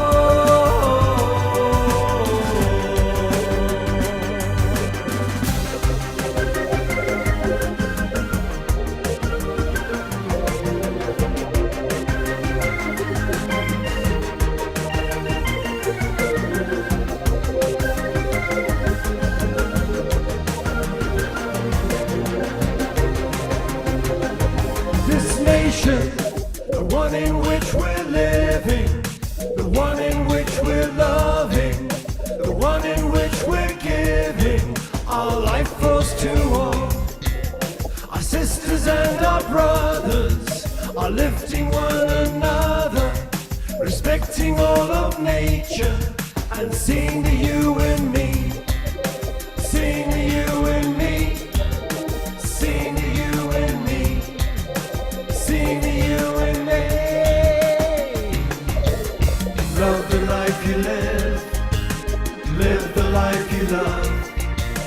Bring yourself to life, bring yourself to love. Love the life you live the life you love. Love yourself to life, give yourself to love. Creation, freedom, wake up. This nation. 1, 2, 3, 4.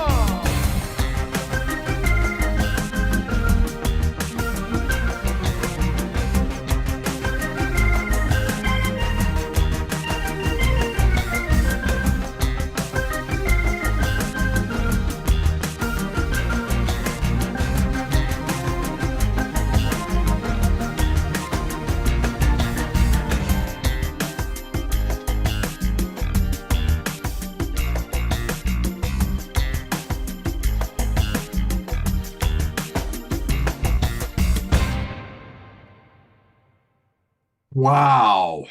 I mean, it was already an amazing show, but a brand new Omashar song premiering, it doesn't get better than that. Yeah, all of my songs have been premiered on this show, brother. Yeah, but a new one. I mean, come on. It's always fun when we get a new one. I mean, Yeah, I know, man. It is. This was an amazing song to write. It just dropped in like a lead balloon, and then it took me probably about 65 hours to create what I just created over the last week and a half, and I got the final mix today. So, oh, well, thank you for all that you do. You do so much always to make this show happen. So. And my fellow brothers and sister musicians, Cornflower and Tatiana, etc., Kristen, they're all just my muses, and together we foment somewhere in the higher echelons that which we put out individually. So thank you. Absolutely. Thank you, my brother. And Omashar will be with us tomorrow and on Monday for these extra shows that we're doing. So you're going to get a lot of good stuff. It's an amazing weekend, extending into Monday. All right. I get to bring on another amazing human being. So many extraordinary people that we get to meet and learn from and groove with. And it's now time for us to really learn some important information from Dr. Kat Lewis. Now, you've seen her on the show before, but for those of you who are new, she uses the principles of functional medicine and the Vedic science of consciousness to help spiritually minded people, that's all of us, enhance their mental, emotional, and physical health. She understands that a healthy body is essential for achieving higher states of consciousness. So by embracing these practices, she helps us to create more coherence with the unified field, which of course is the boundless energy that is our true self and the source of our vitality and health. And she wrote, and I'm putting into the chat box right now, a beautiful page about the science of how love heals, how the heart heals. And the moment I read it, I think I texted you right away and said, when can we have you on the show? And it was the quickest we could get you on. So Dr. Kat, welcome back to the Awakening World, and tell us what you've discovered and put together. Yeah, so actually, so I wrote this blog, and the link is there that Scott put in there, and I had to send it to the love coach. I mean, I could not send it to the love coach because it's how love heals. It's the science of how love heals. So I'm really excited to share this, and I had a really fun time. For the first time, I was using AI to produce the images, and so you'll see them. They're magical. It's amazing what AI can do. But I did put together a presentation that I'd like to share. So let me share my screen.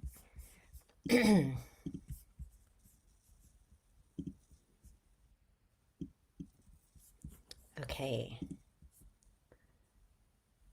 It's just amazing what AI can do with these images.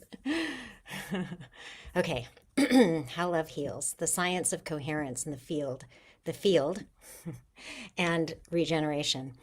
So I think most of us have heard the saying that love heals, and we probably tend to think of that because it makes us, we probably tend to think that love heals because it makes us feel good emotionally, right?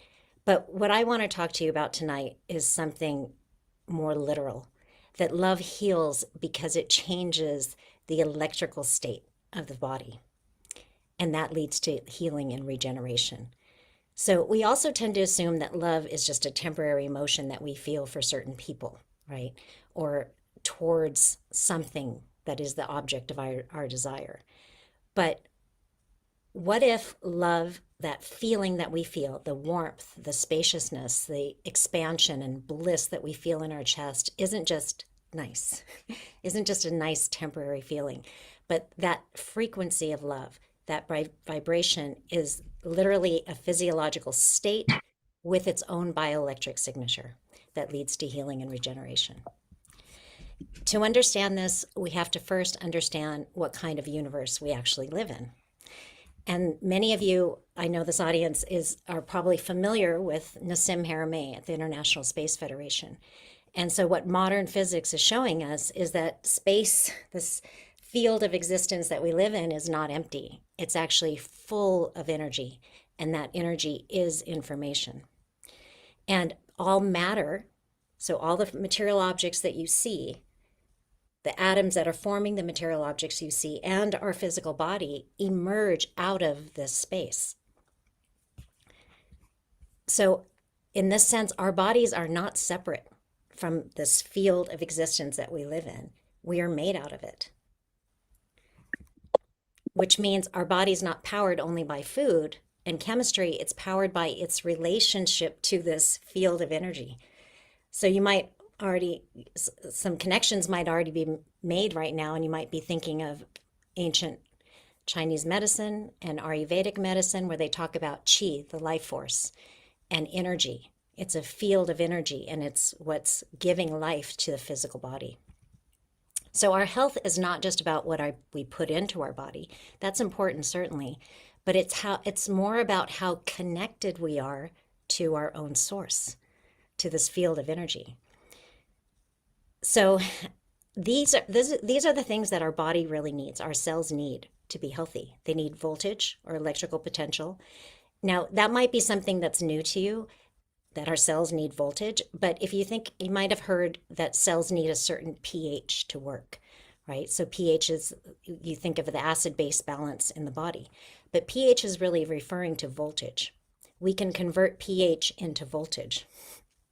So pH just stands for the potential, the amount of hydrogen ions in a liquid.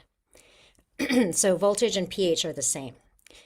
It needs polarity, electrical flow, nutrients, and also coherence. And coherence means really just reduction in noise. It means some order. And it also is referring to coherence with the field, the unified field. So coherence is not about access to this energy of the field, but it's about, or it's more about access and not about supply. So this field of energy is always present. It's never not there. It's just whether we're aware of it and whether we're in coherence with it. So our coherence with it is what's determining whether it's going to propagate through our body. When we're in coherence with the field, that allows the energy and information, because energy is information, to come up from the field and rise up through our biology. And decoherence impedes that transfer of energy.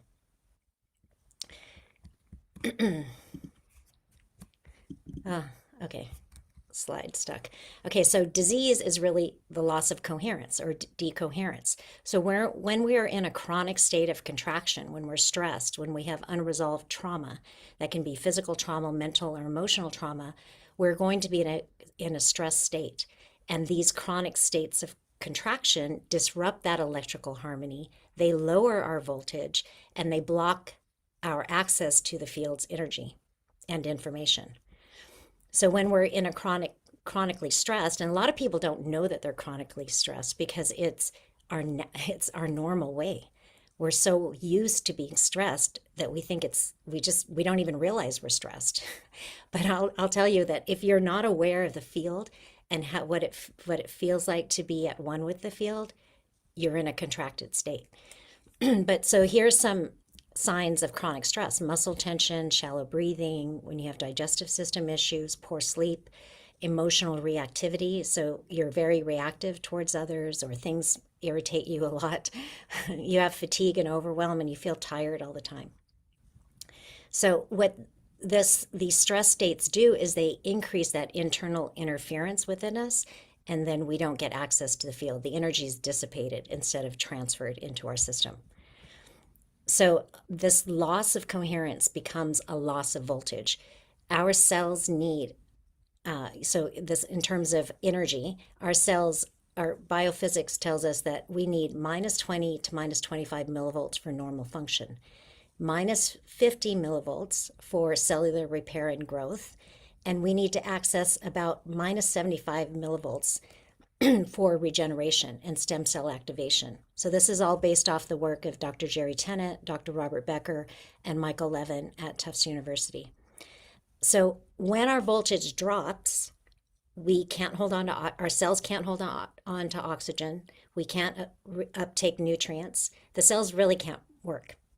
Low voltage means our cells can't work, just like our cell phones, right? So when our battery's low in our cell phones, they're not going to work. When our battery's high, it works. So all of these things happen. ATP crashes, inflammation rises, and we have accelerated aging. Disease is really just the body aging faster than necessary. So when coherence collapses, voltage collapses, and when voltage collapses, the body literally can't do any of the work of healing and regeneration. So the real question is then, where does the body get voltage?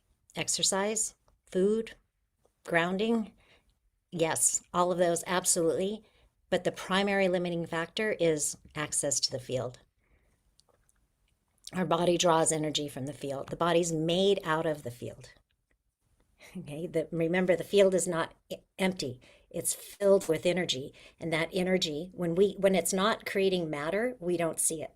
It looks empty. But when it's making a material object, we see it. So voltage isn't created, it's coupled. So we couple with the field, we come into resonance or coherence with the field, and then that energy comes into our bodies. So coherence determines how much we can access that field. So the question becomes, what allows the body to couple to the field? And this is where the heart comes in. The heart is our strongest coupling interface. The heart acts as the body's central organizing hub. And if in embryogenesis, you'll see that the heart is the first that's formed. And then when the heart organizes, so the energy or the information from the field is organizing the heart. And this is when I speak about this, I'm not talking about the actual physical heart. I'm talking about a spiritual heart, a location in the center of the chest, just slightly right of center. And it's really the field, where the field originates as us. It's like the nodal point in the field that's generating us. So the heart is where that field organizes and propagates and creates us, the idea or the information of us as a physical body. And this is why love is felt more, we feel it more in the chest area. So love is not just an emotion. Love is a state of resonance with our individual field with the unified field. It's alignment of us, consciousness, with itself. It's us recognizing that that we actually are the field, right? So we know that atoms are 99.99999% space. Space is the field. We are made out of the field, right? So when we recognize that the field is actually the source of us, and then we align with it, that is the feeling that we get, is love. What love does also, or when we experience love, we feel this dissolving of these inner barriers, mental, emotional, and physical, and you feel that sense of expansion. So when those barriers come down, you feel it expanded, and you're cohering more with the field. And it's a restoration of our natural state, not our normal state, but our natural state. That's why it feels so good. That's why it feels amazing. So when love is experienced in this way, the entire system shifts into a regenerative mode. This is why love feels warm, expansive, and blissful. So that warm feeling, it's like the electrical pattern is organizing. The expansion is the field around our body is smoothing and softening. So we're widening, we're expanding out into space. We're becoming more of ourself. Because we think we're the physical body, but we're really the field.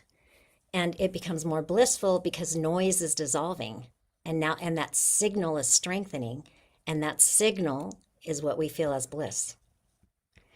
So, okay, if I can recognize this state, right? So you know the feeling of love. Most of us have felt love. We know the feeling of love, but how do we stay there, right? That seems impossible. Well, the trick is you want to love the feeling of love. The more you love the feeling of love, the more it will help you stay there.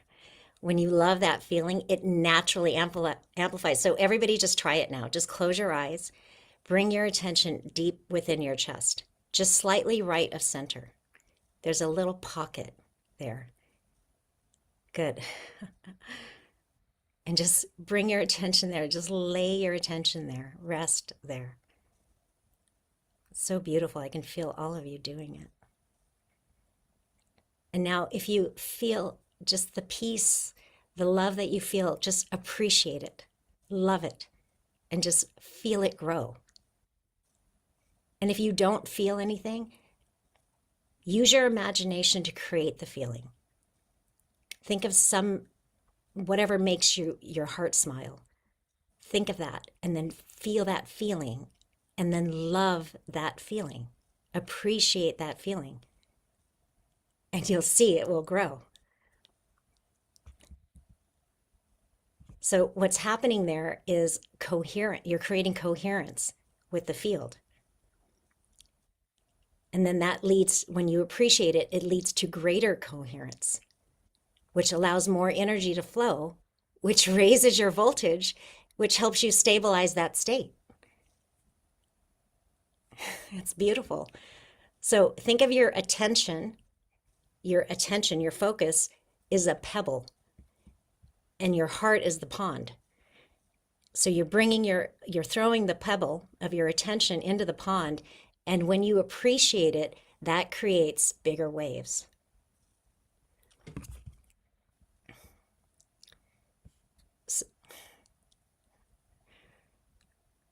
So in order for us to come into resonance with the field, the thing that has to occur is we have to drop that mental noise, right? So when we all just brought our attention down into the heart, I didn't keep you there very long, right? Because I don't have a lot of time here. It's already late. But that short amount of time, maybe some of you were able to have a quiet enough mind that you were able to experience that peace.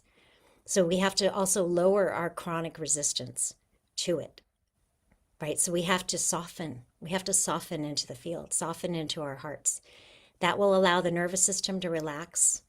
That will quiet the mind, so we don't have that compulsive thinking going on. And then what happens is you also need to become aware and receptive to the energy. Allow that energy to flow out of you. You will find that it doesn't end. You can't find the bottom of it. It just keeps going. So when this state stabilizes, what do we call that? That feeling, it's love. We call it love. We know that as a signature of love. And what's really happening there are important biological things. So your nervous system is calming down. You're getting out of your fight or flight mode into your parasympathetic. Your rest and repair, regeneration mode is increasing. Your heart field becomes coherent and expansive. Water becomes structured, so easy water. You might have heard about easy water or structured water, which is really highly important in the body. Your microtubules, this is the cytoskeleton throughout your entire system. The microtubules go into a mode called superradiance. They literally are emitting more light. And the mitochondria are also emitting more light. Cellular polarity is restored, and you reconnect to your blueprint, your pristine blueprint or your optimal blueprint that's held in the field. And remember what Einstein said, the sole governing agency of the particle is the field, right? So when we bring our awareness into the heart and we just let that energy flow, we're sending that information that energy which carries information throughout our entire system. So you're regenerating. So one thing that most people don't realize is that when we love something, when we love somebody, the love isn't coming from the other person, right? We tend to think that the love is coming from the other person, or we don't even think about it, right? We just know that we experience love when we're with this person, or we love certain people, or we love a car, or we love animals. But we might not necessarily think, well, what's creating that feeling? The feeling is coming from you. You're creating it. They're just allowing you to drop your barriers so that it can radiate out of you. So when you know that, and then you love the feeling of that, you can stay in tune with that. Use your focus and your intention to stay in tune with it. Love the feeling of love. You're doing a lot of healing and regeneration in your body. So I wanted to share an experience with you just briefly of an experience I had a number of years ago where I felt a deep coherence with the field. And it came on spontaneously. I felt weightless at first, and then soon I felt this energy rush out of my chest, my core, and my whole body felt like this. When I saw this image, I was like, that's how I felt. I felt like a light being. Everything felt like light. And that really what was going on with there is I had created enough coherence with the field through the practices I was doing that the energy just came right through me, and I felt like a light being. It was really beautiful. Now, a lot of people have experiences like this where they just, they might not feel exactly like light, but they feel love just wash over them and through them. But they don't know how to stabilize them. And that's where it requires practice. So everything I've been sharing tonight has been about understanding that night in a way that I could put into words, scientific words. And this is basically what I came away with. I started to understand what coherence was, what voltage was, and what love actually means. It's a vibrational state of being where we unify with the field.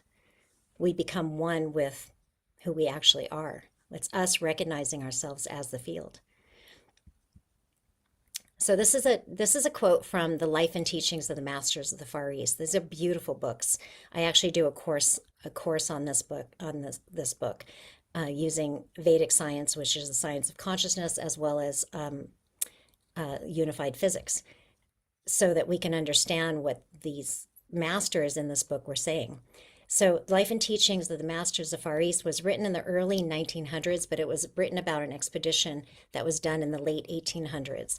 And this is one of the quotes that I mean, there's so many of them, it's hard to pull, but this one says, "Spirit is primary, vibrating, originating power, an ever-potent spring of perpetual and original life right within yourself." Now, I remember running into someone who said that they read this book years ago and they said, "It's fiction." And I understand that, how it could seem like fiction. But once you understand the science, unified physics, and then you also understand the Vedic science of consciousness, then you start to understand how this is just different language for everything I was discussing tonight. It becomes very real and literal. Okay. So like I said, most people touch it, have that experience every once in a while, but they don't know how to stabilize it. And that's why understanding the mechanics that I just described tonight is very, very important. So this is, again, science revealing spirituality. So love heals because love is the felt experience of coherence with the field. And coherence is what supplies that biological voltage. So love is organizing our biology into a high voltage, coherent field state that restores that blueprint, the blueprint of your body. So many traditions talk about the fountain of youth or a perpetual spring. And that's literally what's happening when we tune into it and allow it to flow through us. Our youthfulness returns because we're allowing that source of energy to flow. It's always been here. We've just been ignoring it because we didn't know about it. So the reason love heals is not because of someone you're with. It's because love organizes your biology. That's it. Thank you.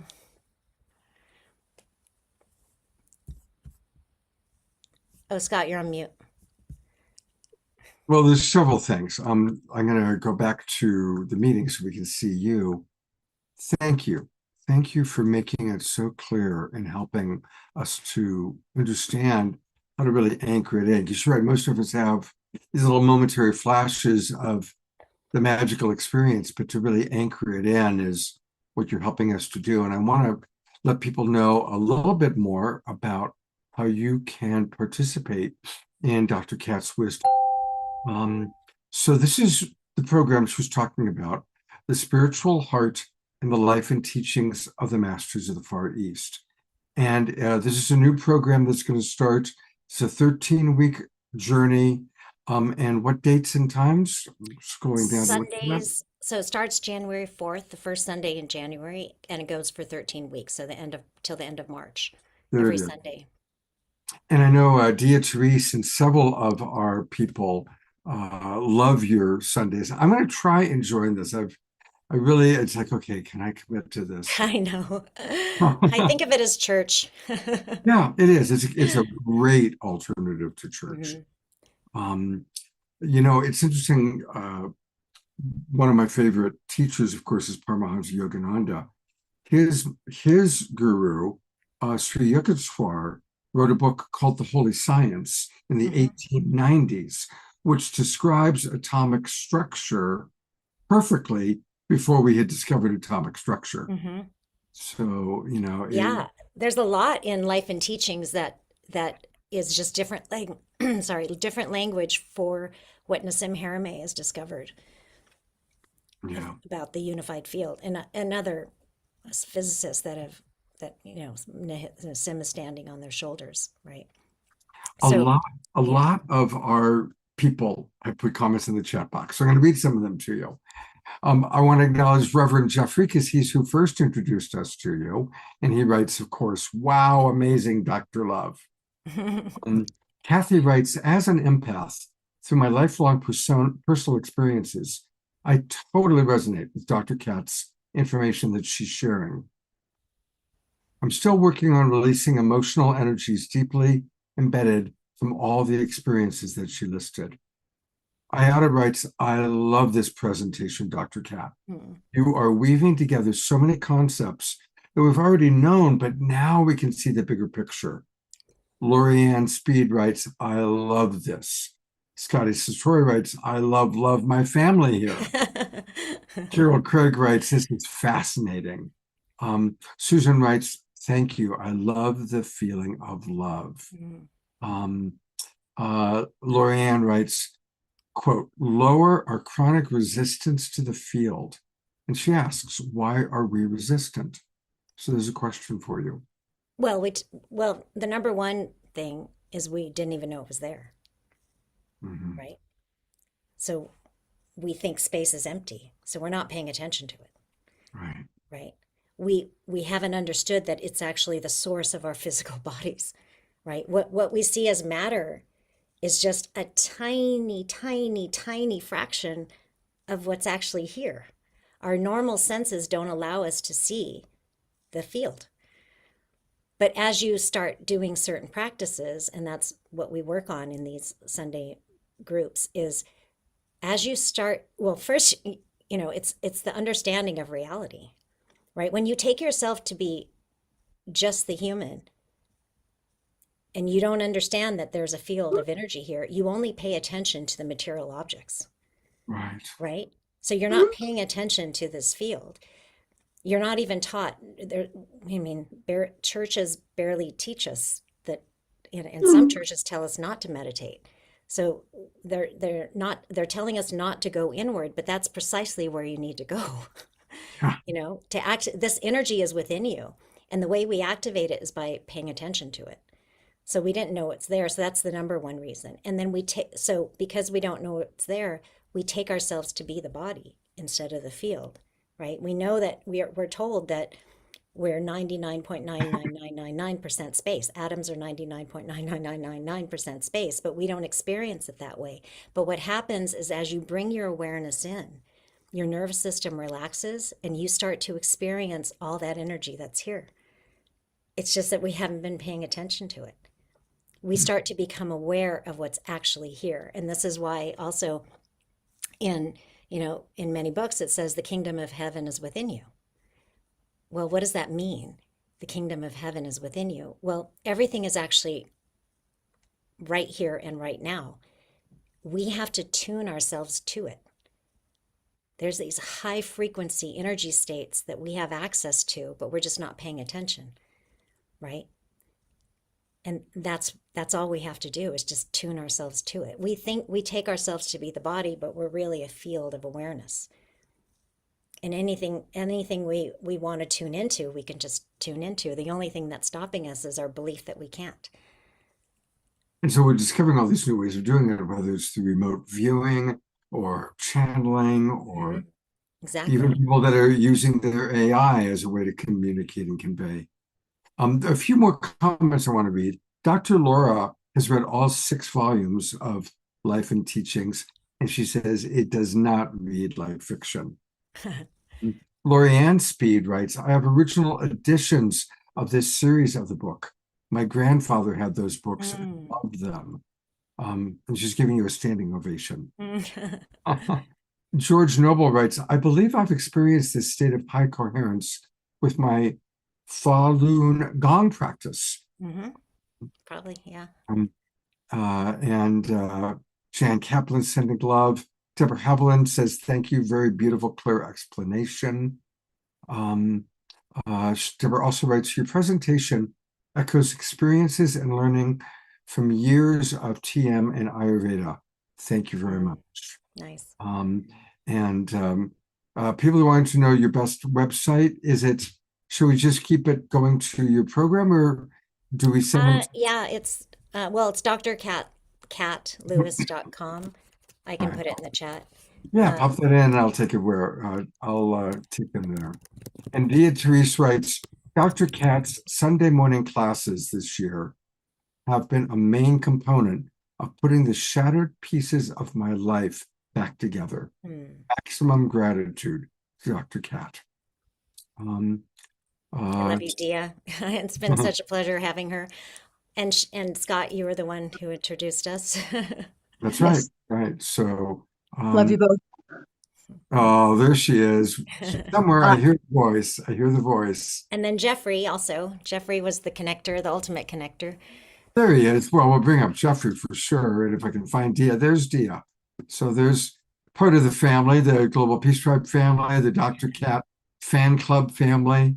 I hope many of us will choose to do her Sunday morning program, because it is the kind of church we need, the church of combining science and spirituality. And Dr. Kat, you do that so perfectly. Thank you, Scott. Thanks for having me on the show. Absolutely. It's always a pleasure. Precious, precious, my beloved. Love you, love you. And you knocked it out today. Thank you. It was beautiful. She did. Well, we still have Cornflower ahead of us. He's going to be next. And then we're going to do our memorial for Jay Mayer. And we got some really fun stuff planned for that. And then our prayer time with Tiara and Desiree. So stick around, everybody. Have an extra cup of green tea if needed. And I'm going to turn it over to our beloved Cornflower. This will get our energy moving for the last part of the show. Take it away, brother. Thank you so much, Scott. And thank you, Kat. That was such a beautiful presentation. It really, my heart is just pounding, just so activated from everything you shared. And I'm going to carry that into this song. Thank you again for being a channel of that wisdom. So grateful. Thanks for your music. I'm really enjoying you too. Yeah.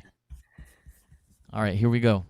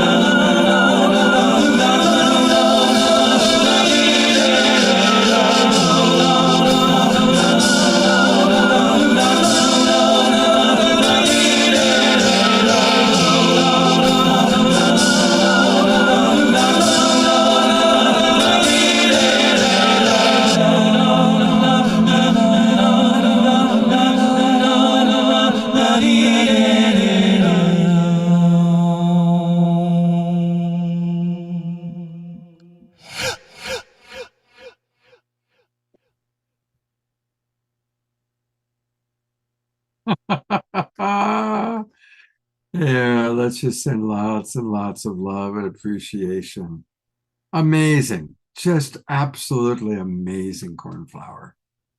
You've got such a unique way about you, such a unique way. Hmm. Well, there's two things I really want to make sure everybody does. First of all, again, go to cornflowermusic.com, click join, and please join his Flower Seeds Plus program, the monthly music subscription. Really important that we all do that. And then also, Cornflower is going to be doing a special event for us, for the Global Peace Tribe, along with our beloved Swami Beyondananda. It's going to be on Sunday, January 4th, 4 o'clock Pacific time, 7 o'clock Eastern. I just put the link to where you can register into the chat box. And what a great way to start the new year, moving and grooving to this man's music. So Happy Now Year. Happy Now Year. Absolutely. Yes. Anything you want to add about what you've got planned for January 4th? Just that it will be the paving of the way for this next ring around the sun that we all have collectively agreed to start on January 1st, and to maximize the grace and beauty and power of your presence in this world through setting intentions together with music and humor and wisdom to drop us into our hearts and help us set the tone for this next ring around the sun. I hope you'll really come out, bring friends. You can even have like a watch party, have people over. I love it when people group up and watch it on their big screens and with their speakers, and it's a lot of fun. So hope you'll join us. I'm really looking forward to it. And I just wanted to add a couple of quick items, actually. Yeah. Two beautiful wisdom sharers who I want to just highlight real quick. One just released her first book. Her name is Samantha Sweetwater. The book is called True Human, and it is wisdom for modern humanity, where we're at in the world and where we're going. Highly recommend it. Please check it out. And then if you are like me and you want to have a ritual ceremony celebration, look back on the year in a setting of your own personal intentions for today and tomorrow's solstice, check out Chip Richards on YouTube. Look up Chip Richards and Completing Your Year. And it's on his New Earth Creations YouTube channel. And this is a dear brother of mine who lives in Byron Bay, Australia, and travels the world and teaches this wisdom, Magi leadership community. And it's based on The Hero's Journey by Joseph Campbell. So it's a really powerful thing to take yourself through, and it only takes like 10 to 30 minutes to tune into it. Highly recommend it. I just watched it today and wrote down my intentions. So sending my love to everyone, and hopefully that reaches you. And we'll see you on January 4th. Beautiful. Pop those links into the chat box for us, okay? You got it. Will do. All right. Thank you, Cornflower. Hey, stick around because it's going to be an interesting flashback. So now we're all elevated from Cornflower's music. And I invite you to go back in time. You know, there really is no time. We just think it's linear. So we're going to create a bridge between this moment in time and a previous moment in time that I think many of you might remember.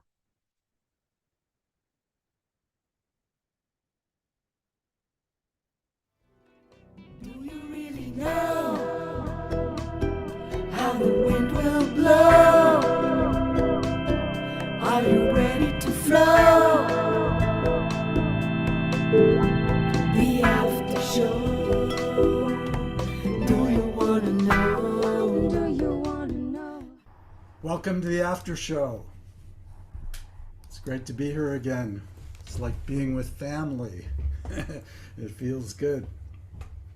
So it's great to have a Global Peace Tribe and to be part of something. You know, a lot of us don't really fit in traditional religions and churches. So we kind of create our own church as we go along. And we've been blessing the Global Peace Tribe for a while now, and it really feels good. And I don't know about you, but we're all moving forward with our lives creatively and kind of magically and gracefully. So I hope you'll all join us. You know, when you're wondering what you want to pray for, let's pray for each other and let's be a global peace tribe, and let's grow this just by common desire, to network together and to create something of importance. So I'm going to call up some of our friends here. We're going to do some invocations together, and going to add some spotlights here. So there he is. There's our beloved Jay Mayer, who left his body last week. And he was such a big part of really building the Global Peace Tribe back when we were doing Saturday Night Alive. He and his partner, Jan, who's with us, and we'll bring Jan up in a moment. And one of the things that you may remember is the beautiful wisdom jewels that they created. And for a while there, every week, we would have wisdom jewels. And here's an example of the wisdom jewels. And of course, Light Touch was Jay's passion project, encouraging all of us to kind of just learn how to touch ourselves and touch each other gently. And we still, every opening show, we still have on the trailer brought to you by Light Touch, and we'll continue to do that. And welcome back to the Awakening World, Jan. Oh, wow, what a beautiful global peace tribe, Scott, and you're so amazing, and everybody here tonight, and it just feels so good to be here with everybody. Very comforting. Well, thank you. You and Jay have been such a big part of launching us and getting us going, and for a couple of years creating all those wisdom jewels, and just really, really wonderful. It was a very yummy and fun project that we could work on together, which I really loved. And anyways, yeah, I'd like to do something with those wisdom jewels. So we'll see what can be done. Let's figure that out. Yeah. So you sent some photos. So I'm going to go ahead and pull up the photos, and then just feel free to add any commentary on any of them. But there, of course, is our beloved Jay. Jay loved to be in his recording studio and listening to music, playing music, editing music, recording with his friends. And it was a passion of his. That's a great picture of him. And there the two of you are snuggling up together. And sending light touch blessings. That's right. That's right. And I look at the smile on Jay's face. It's really sweet. Very sweet. And let's see. Oh, same one. Yeah, I'm trying to get it to switch. They switched before. Let's try this way. There we go. Oh, so sweet. So very sweet and playful. And yeah, we sent a lot of blessings out, and Jay loved hosting those Indigenous wisdom shows. And that was at Anna Prabha's house. I think she's with us here tonight. Yeah, I think Anna Prabha's here, so we'll probably hear from her in a little bit. But if you're in the audience, turn on your camera. And how about this shot here? This is on the right, or on the left next to me. That's my nephew Joey, and these are his beautiful friends. And Jay came with me to Florida, and got a lot of love there, being Aunt Jan's escort. Great. And my nephew Joey. And there's a moment. There's a Global Peace Tribe show. Oh, you know what? That's our anniversary show, I think. Look at all these beautiful ladies that you and Jay surrounded yourself with. This is true. Sheila, Trish, Eden, Deborah. Johanna Pittman, Jan, and Winston the cat. And Winston the cat. We love Winston the cat. Oh, that's good. That's a great flash. And there, I think Fantuzzi's with us. Fantuzzi. Yeah. It's Fantuzzi with my guitar, my Ruby guitar. Wow. Yeah, having fun in the studio. And there's a few more photos actually I'm going to pull up. So we'll continue our little trip down memory lane here.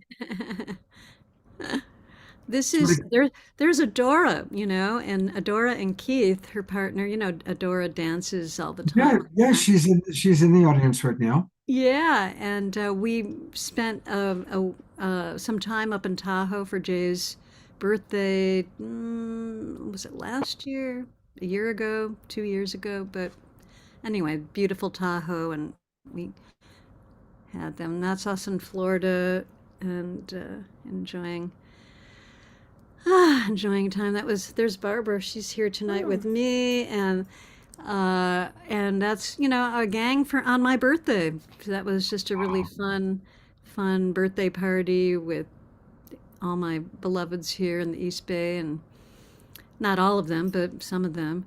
And there's Anuprabha and me and Jay and a friend of Anuprabha's, and just having some fun. And that's us and Florida, and yeah, and that was here at Rigger's Loft in Richmond, and that helped also get us through the pandemic, where they had live music outdoors, and my friends, we would all gather in community and mask up or whatever, and sit outside. That's the Bay, and that's the Bay Bridge, you know. And so we had a really wonderful time going to hear live music during the pandemic. And there's Jay showing off, having fun. That was at Narada Michael Walden's holiday show last year. So that was him having some fun. And so we had some really blessed times together. And thank you so much for sharing them with everybody, Scott. Oh my gosh. I'm going to read some of the comments coming in from our audience, and then anybody who wants to add. Adora writes, "These are great pictures, Jan." Joy writes, "Jan, you and Jay have lived life to the fullest." Dr. Laura writes, "Jan, prayers to you for comfort at this time during the loss of Jay." Carol Craig writes, "I freaking loved that show."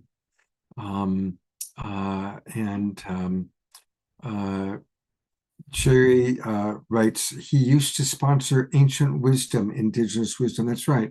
He sponsored maybe 5 or 6 Indigenous Wisdom shows. He brought in Native elders. Oh, God, it was wonderful. And, you know, one of my favorites was the Women's History Month.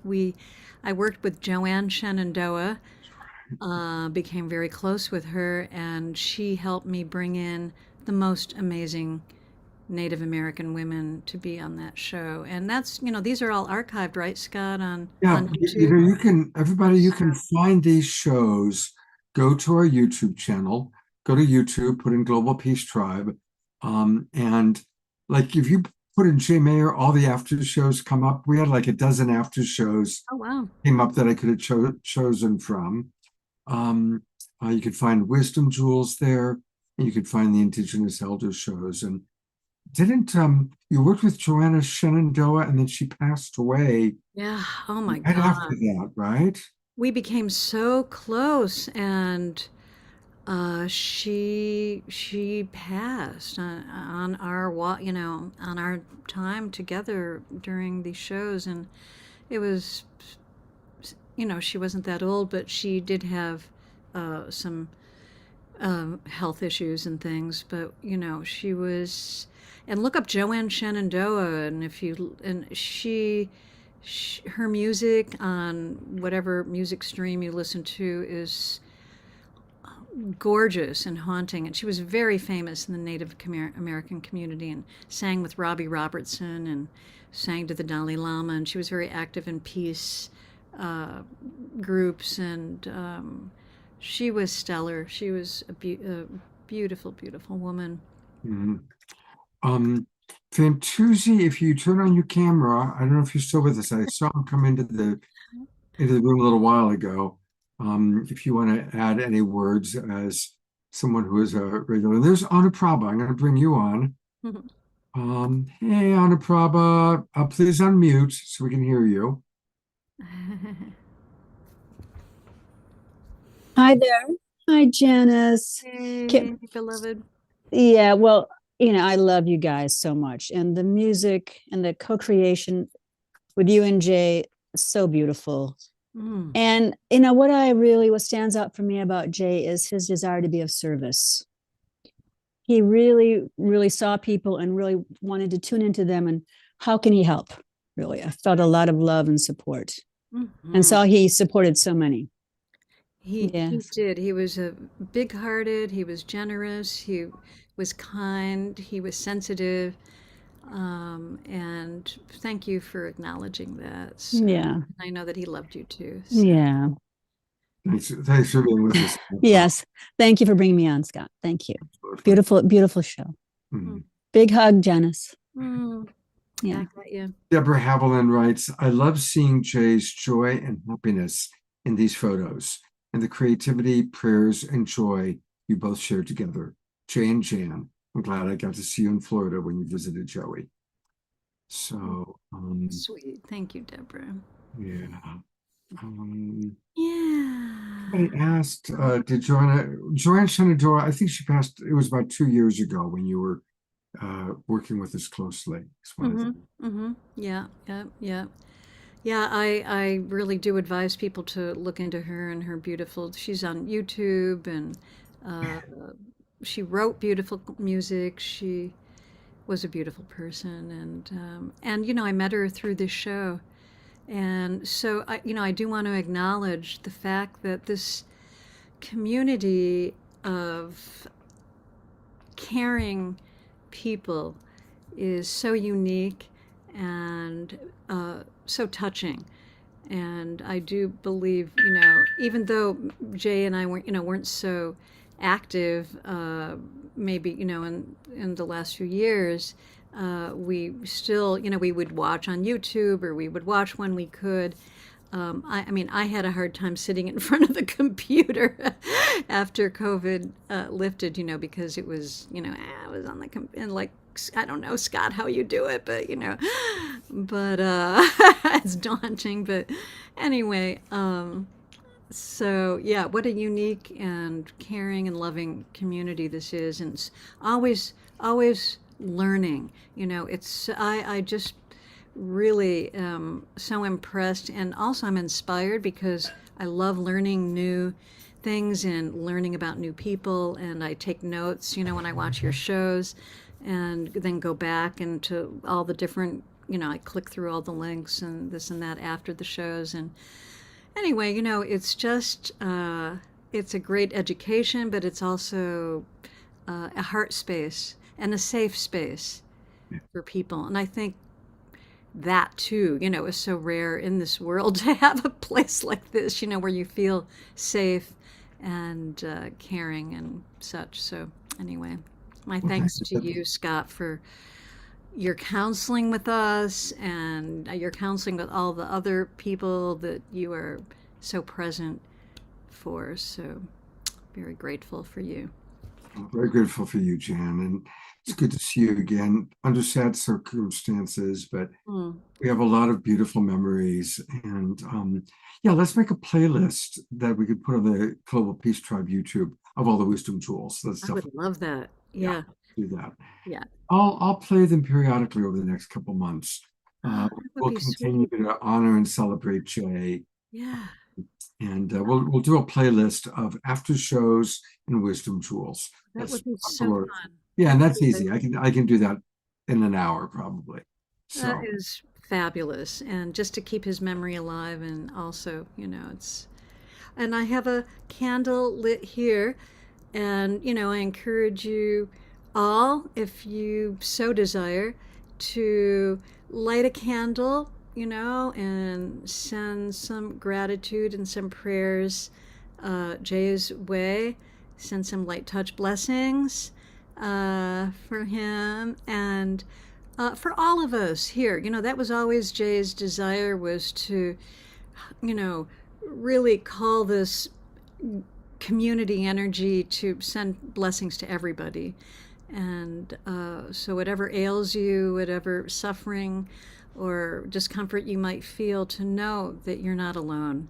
And I think that that's part of the mission of the show. Yeah, and Global Peace absolutely. Tribe. So we Yeah. are together in this together. I lit this candle when he passed, and it's been by my bed as a way of remembering him. So Oh, thank you, Jan. Thank you. We love you so much. And we get just one more part of the show. You know, we do a prayer time now. Every show, close the show with prayer. Oh, And so Tiara and Desiree are our prayer leaders, but of course we'll start with a prayer. Maximum grace for Jay's spirit. A beautiful, perfect coming into the higher realms, the next world. Oh, yeah. Jay, we love you. We love you, Jay. Mm. Mm. Oh, yeah. Yay. Thank you. Thank you, beautiful women. Taking that beautiful love, Janice, that you just shared with us all and moving that into Kat's field, just expanding that field that we are and weaving into that all of our loved ones, present and beyond. So just amping up this field of love now.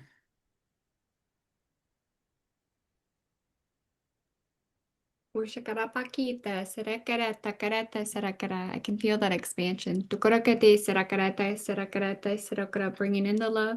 Ushakarakate, expanding it out. Ushakarakate, Sarakarata, Sarakate, Sarakareta, Sarakarata, Kareta, Sarokura, Sarakara. And even doing some of that upgrading that Kat was talking about, just more kind of electricity through our body, being able to hold that love. Etiqueta, sarakareta, the pebble. Atiete karate, sarakarete, sarakarate, urokarakare, sarakarate, sarakarata, sarakata. And healing on those hearts that need mended at this time. Urtekarakate, sarakarete, sarakate, sarakate, sarokoro, tutukarapakere, sarakasasa. Loving on that spiritual heart, just allowing us to really expand that as well.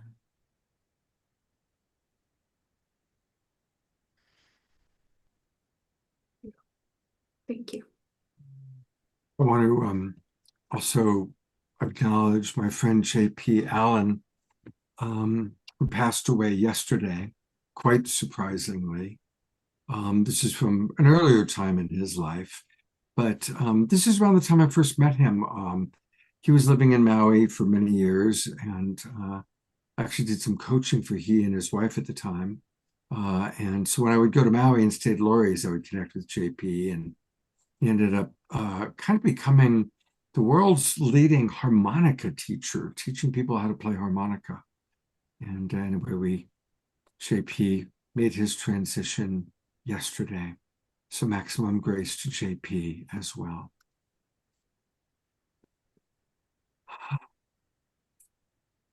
Just a moment of silence, I guess. I'm going to go to gallery view for anybody that, if you want to mention a name, you can. Otherwise, just silently in community, sending out prayers for those that we love.